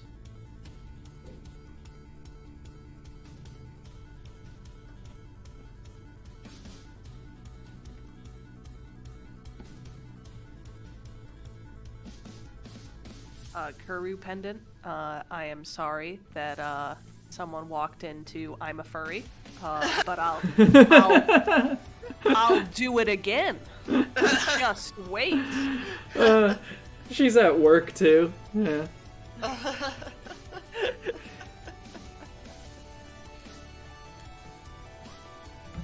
I don't know if your coworker is still around, but just so they know, we are all furries. Oh yeah. Even they probably are furries too. They might not know or acknowledge it, but... Hi, thanks for tuning into our podcast. I'm a furry, you're a furry, and we're all big furries.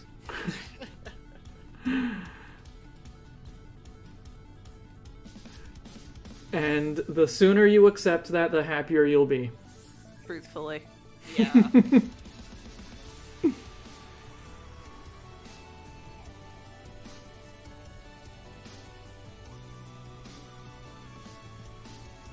I had a friend, like, come out to me once as a furry, and it was like, yeah, me too, like... Yes! You know something I've noticed? It's... Despite, like, I don't know, one of these things I think being...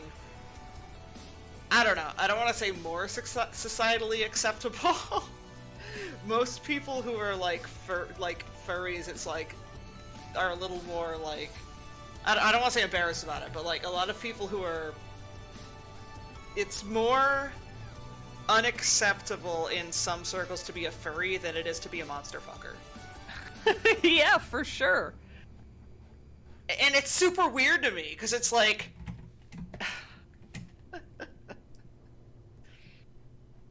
I don't know. It's like maybe I just have a weird view of like. No, you have it like totally right. There's this huge stigma against it on the internet. You could like walk into a room and be like, I think Cthulhu's kind of hot, and someone might be like, right on, and someone else could walk in and be like, I don't know, I just really enjoyed Disney's Robin Hood, and they'll be like, why? Yeah, it's for weird. what reason? It's like, what? Yeah, I don't think I've experienced that part of the internet. Yeah. It's like you could say like I want to fuck like the grasshopper from A Bug's Life versus like I want to fuck like the fox from the Disney movie, not Robin Hood, the other one. The Fox and the Hound? Oh, no. the other hot Disney fox, Nick Wilde from. Yeah, I want to fuck that guy.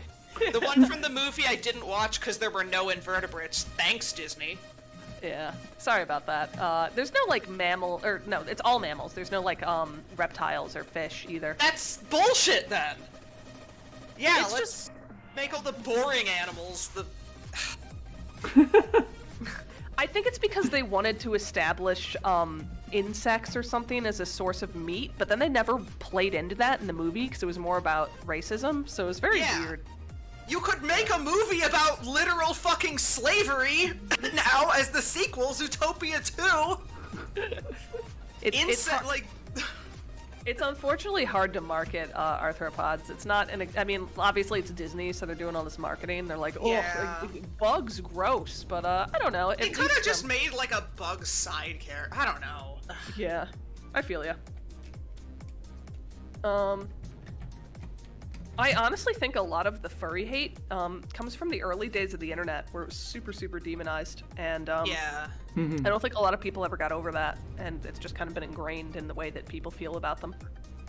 I also think there's a huge crossover between like monster fucker and like queer culture, if that makes any sense.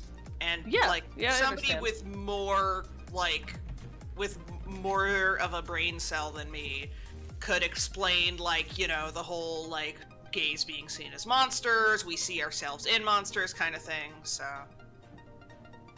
like I think with like queer culture having more of a like modern queer culture having more of a large place on the internet nowadays, it's become a lot easier to say, yeah, I want to fuck monsters.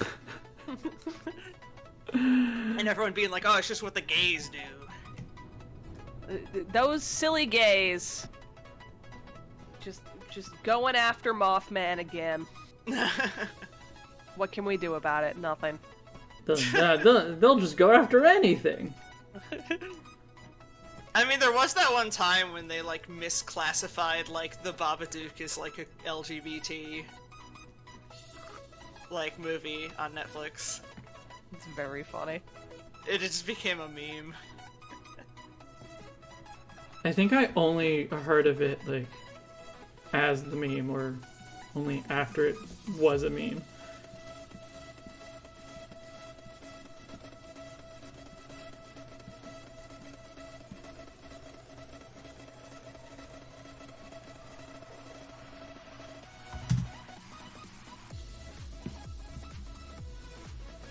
Yeah, no, I've had that discussion, the, you know, like whole, like, queer baiting, blah blah blah discussion. Queer coding discussion. Blah, I'm sorry, I just accidentally picked a scab and it hurts like hell. No more picking. I know, but it's on my nose. It's on like the outside of my nose, and it's like right there. I find it's helpful if there's like a scab that I'm like poking at, or like some sort of blemish. If I put a band-aid over it, then I'm like, I can't put a band-aid on it. It's like right at the edge of my nose. Oh, jeez. Yeah. There's always those liquid band-aids, but they're kind of weird. Yeah, I don't own any of those. I'll just try not to touch it. Liquid band-aid? It's like this goop you can put on your skin that dries in a hard like texture to protect it. Huh. I don't think I've ever heard of that. I really only recommend it for areas that a regular Band-Aid wouldn't work on, because they're a little strange, but I've used them to some success. I should probably get some of that soon.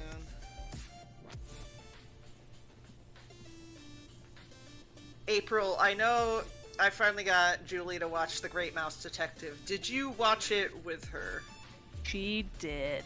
She did watch it with me.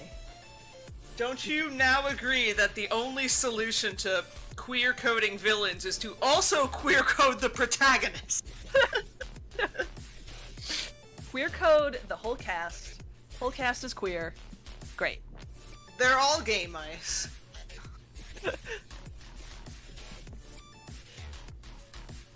I like how they go to the I think I finally bar, figured too. out the leg pose in a way that I'm satisfied with. Yeah, I love what's going on with Flareon. I know we're just talking about the wildest really stuff per usual, but looks great.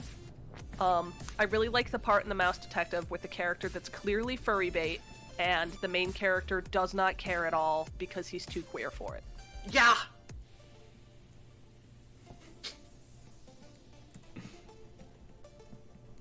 It's like, you cannot say Basil is, like, straight after that scene, because, like, first of all, he's like, I need to dress us up as, like, ne'er-do-wells. I'm gonna be a fucking gay pirate.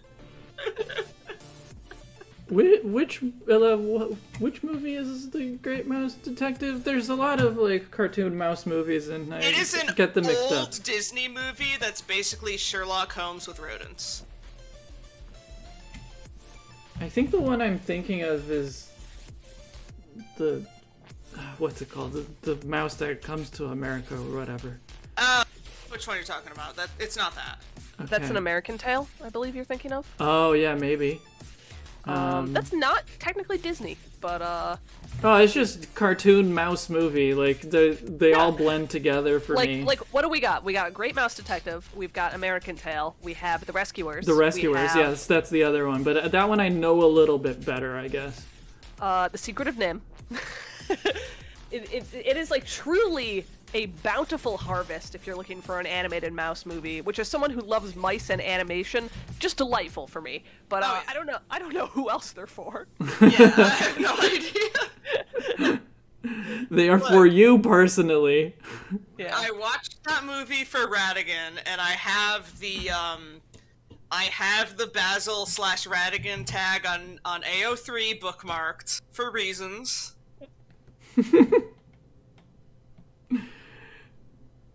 You want to explain to anyone who may not be familiar what AO3 is? It's a fanfic website. Okay.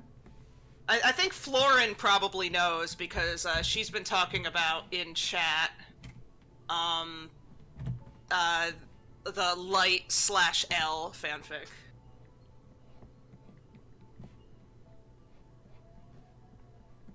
Yeah, Basil's good. Basil's a very fun mouse hero. Even I have fanfiction posted on AO3. Oh, cool. What's your fanfiction, Libris? Oh, well, you guys might have seen it because I made a video reading of it, but it was it's just a short story that takes place in the Pokemon world. Not like it's not a ship. It doesn't use any canon characters or anything like that. But yeah, it's called Cotton Down, and you can watch it to listen. Yeah, not really watch it, but you can listen to it, or you can read it yourself. I would like to read it myself. I'm gonna seek that out. Are you just Umbreon Libris on AO3 as well? That's a good question, but probably yes. Okay. I'll check it out. Some of my favorite fanfic I've read has been about like either very, very minor characters or just in an established universe with no characters at all. Like, one of my favorite fanfiction for Earthbound is about the guy who takes your picture. He never gets a name. He's just the guy who takes your picture, and can you link that to me? That sounds really interesting. I will. It's very good. I think Buzz, the bee from the fly or the bee from the beginning, is in it too, but it's mainly about the photography guy. The Fuzzy Pickles guy. Yes, the Fuzzy Pickles man. I love elaborations on really ill-defined lore like that. I think you can have so much fun with that. Yeah. There's so little of that in Pokemon, at least that I've been able to find. Like, every Pokemon fanfiction that I've seen is either about, like, characters from the anime or established characters from the games. And it's never just, like, some random person. Find you anything. I have some stuff way back in my favorites that I will link to you if I read it again and it is good. Fair. Okay, I'm gonna send it to you over Facebook, Banana Meteor. It's called Pictures Taken Instantaneously. Cool. I'd love to immerse myself in more Earthbound stuff. I get so sad every time I go to the retro game store and I see the price on Earthbound, and I'm like, yep, yeah, never buying that. How is this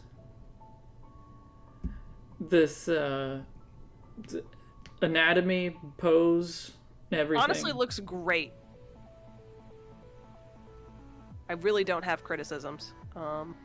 Okay, I like what you've done that's with it. good.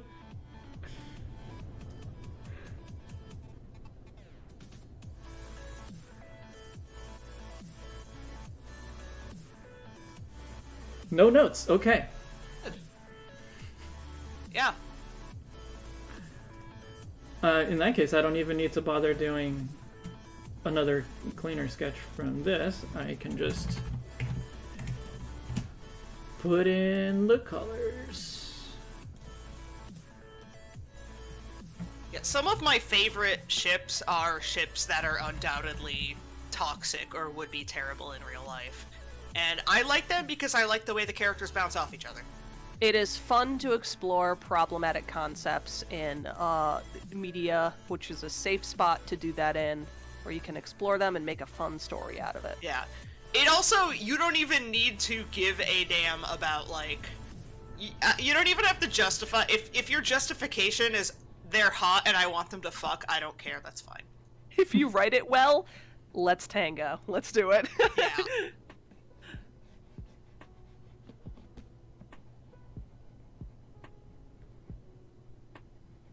I mean, y'all, they ain't real people. Like... Yeah, that's how I feel. Yeah.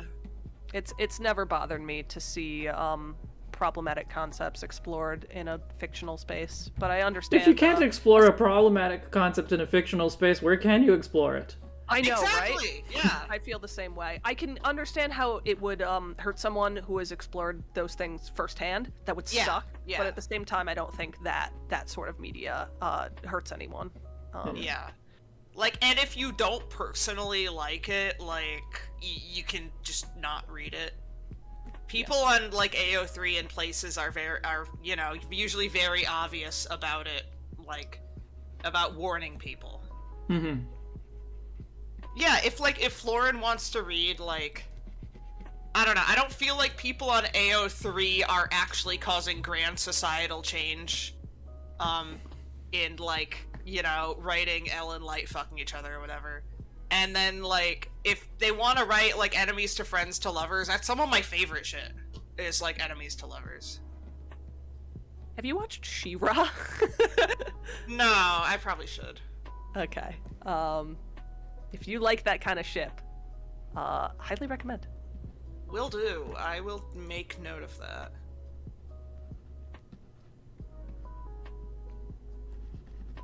I've heard good things about that show. I have not watched it, but it's good. the creators of it were very queer and pushed a lot of boundaries of it. I don't think the animation is generally stellar, but that has to do a lot of with the budget of a Netflix TV show was given. It seems like the people working on it were pretty passionate about what they wanted to make, so that's cool. Yeah, that's good.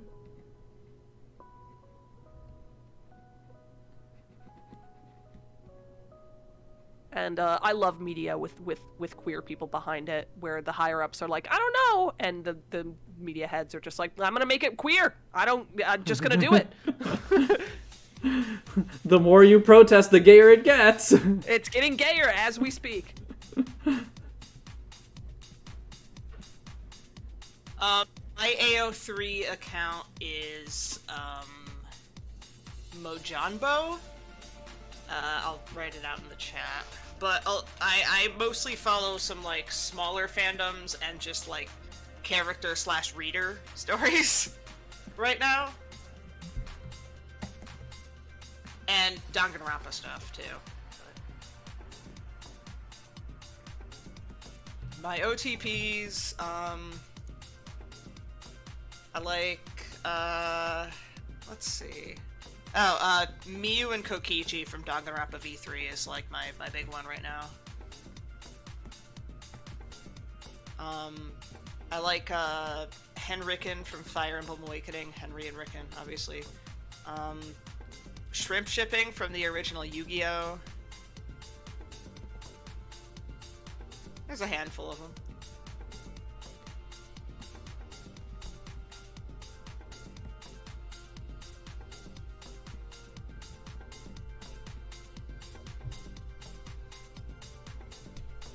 I definitely seek out shippy fanfics because I love shipping, but at the same time, when I like dip my toes into stuff that's like just like nice prose that isn't about sticking two characters together, I normally just have a good time anyway. I'm just like, oh, I like reading. Reading's nice. Yeah. Reading is nice. Like if it's good or interesting, like it's fun. Yeah. Love this Flareon. Love it. Yeah, I'm liking the face marking. Okay, yeah, the shape of the face marking is something that I was a little bit iffy about. Just, I don't know. Does it look intentional enough? Oh, very. Okay. Yeah, I'm pretty happy with that. I think in the end it does. It recovered the maned wolf look that I was going for. Yeah, I think our little picks at it definitely brought it back to the zone it needed to be in. Yeah. Yeah. And the color always helps. Like. Yeah, for sure. I think it looks great. It looks friend shaped. It does. Yeah. So that's it. Look, we managed to do it in under 4 hours. Wow. I only have to pee a little bit. Well, let's do a quick recap. Okay.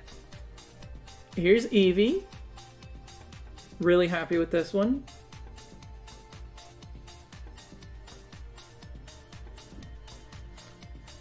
So cute.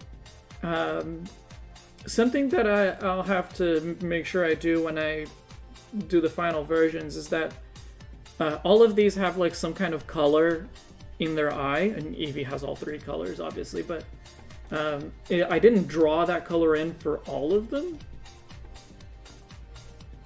And I'm just realizing now, actually, EEVEE has yellow, red, and blue. Jolteon has blue. So maybe, like, Flareon should have yellow, I guess, to represent Jolteon, and Vaporeon should have red. Oh. That'd be very cool. That would be cool.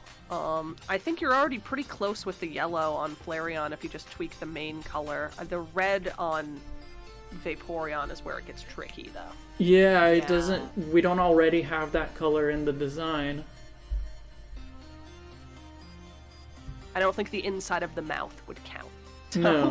Maybe if you made it more red, it could. Yeah, I was gonna make it like have a blue eye, like with the blue from the ridge on its back and the nose and stuff. That's what I was picturing. But maybe they can all have blue eyes.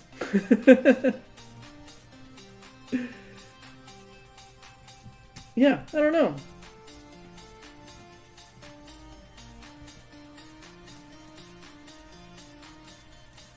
I like all three of them very much, though. Like, they are very different, but they do still have those through lines of design elements, like the ear, like the hair on the head, the eye, obviously. That helps to still make them look related. So Yeah. awesome. So yeah, I don't know what I'll do with the eye colors, but I'll figure something out. Thank you everyone for hanging out with us. Yeah. And thank you Banana Meteor and Infinipede for joining me. Lovely to be here. Always a good time. What's next? What is next? Is that me? Do I have to do the Dratini line? No, I think Me we've with got the fossils first. Okay. Yeah, so up next, immediately next, so next month, that's Ammonite and Amistar. Yep. Or as some kid in my school pronounced it once, Oh Master. Oh, master.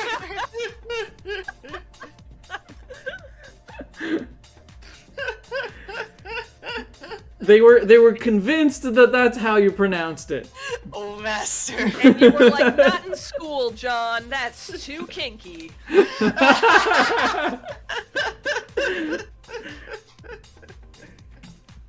That was in the 4th grade. Anyway, so yeah, so we've got Ammonite and Amistar next. So Ness, those are yours. That's me. You're prepared? No, but All right. I will be next month. Good. Yeah. So unless there's some reason to postpone it, in theory we will be doing this stream on May 14th. Cool. Sounds good to me. Yep. And thanks to everyone who stuck around for the whole stream.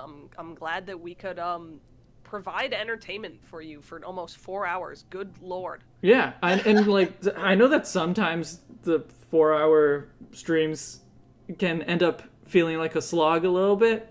I think this time it didn't. At least for me it didn't. But I was the one drawing. When do I get to be the one drawing on stream? Gosh. Hey, if you want to. It could probably be arranged. I certainly don't need to for the 151, but who knows? Maybe someday. Someday, yeah, that'd be fun. Yeah. All right. Alright, cool. Yeah. All right. Good night, everyone. See you next time. Bye, all.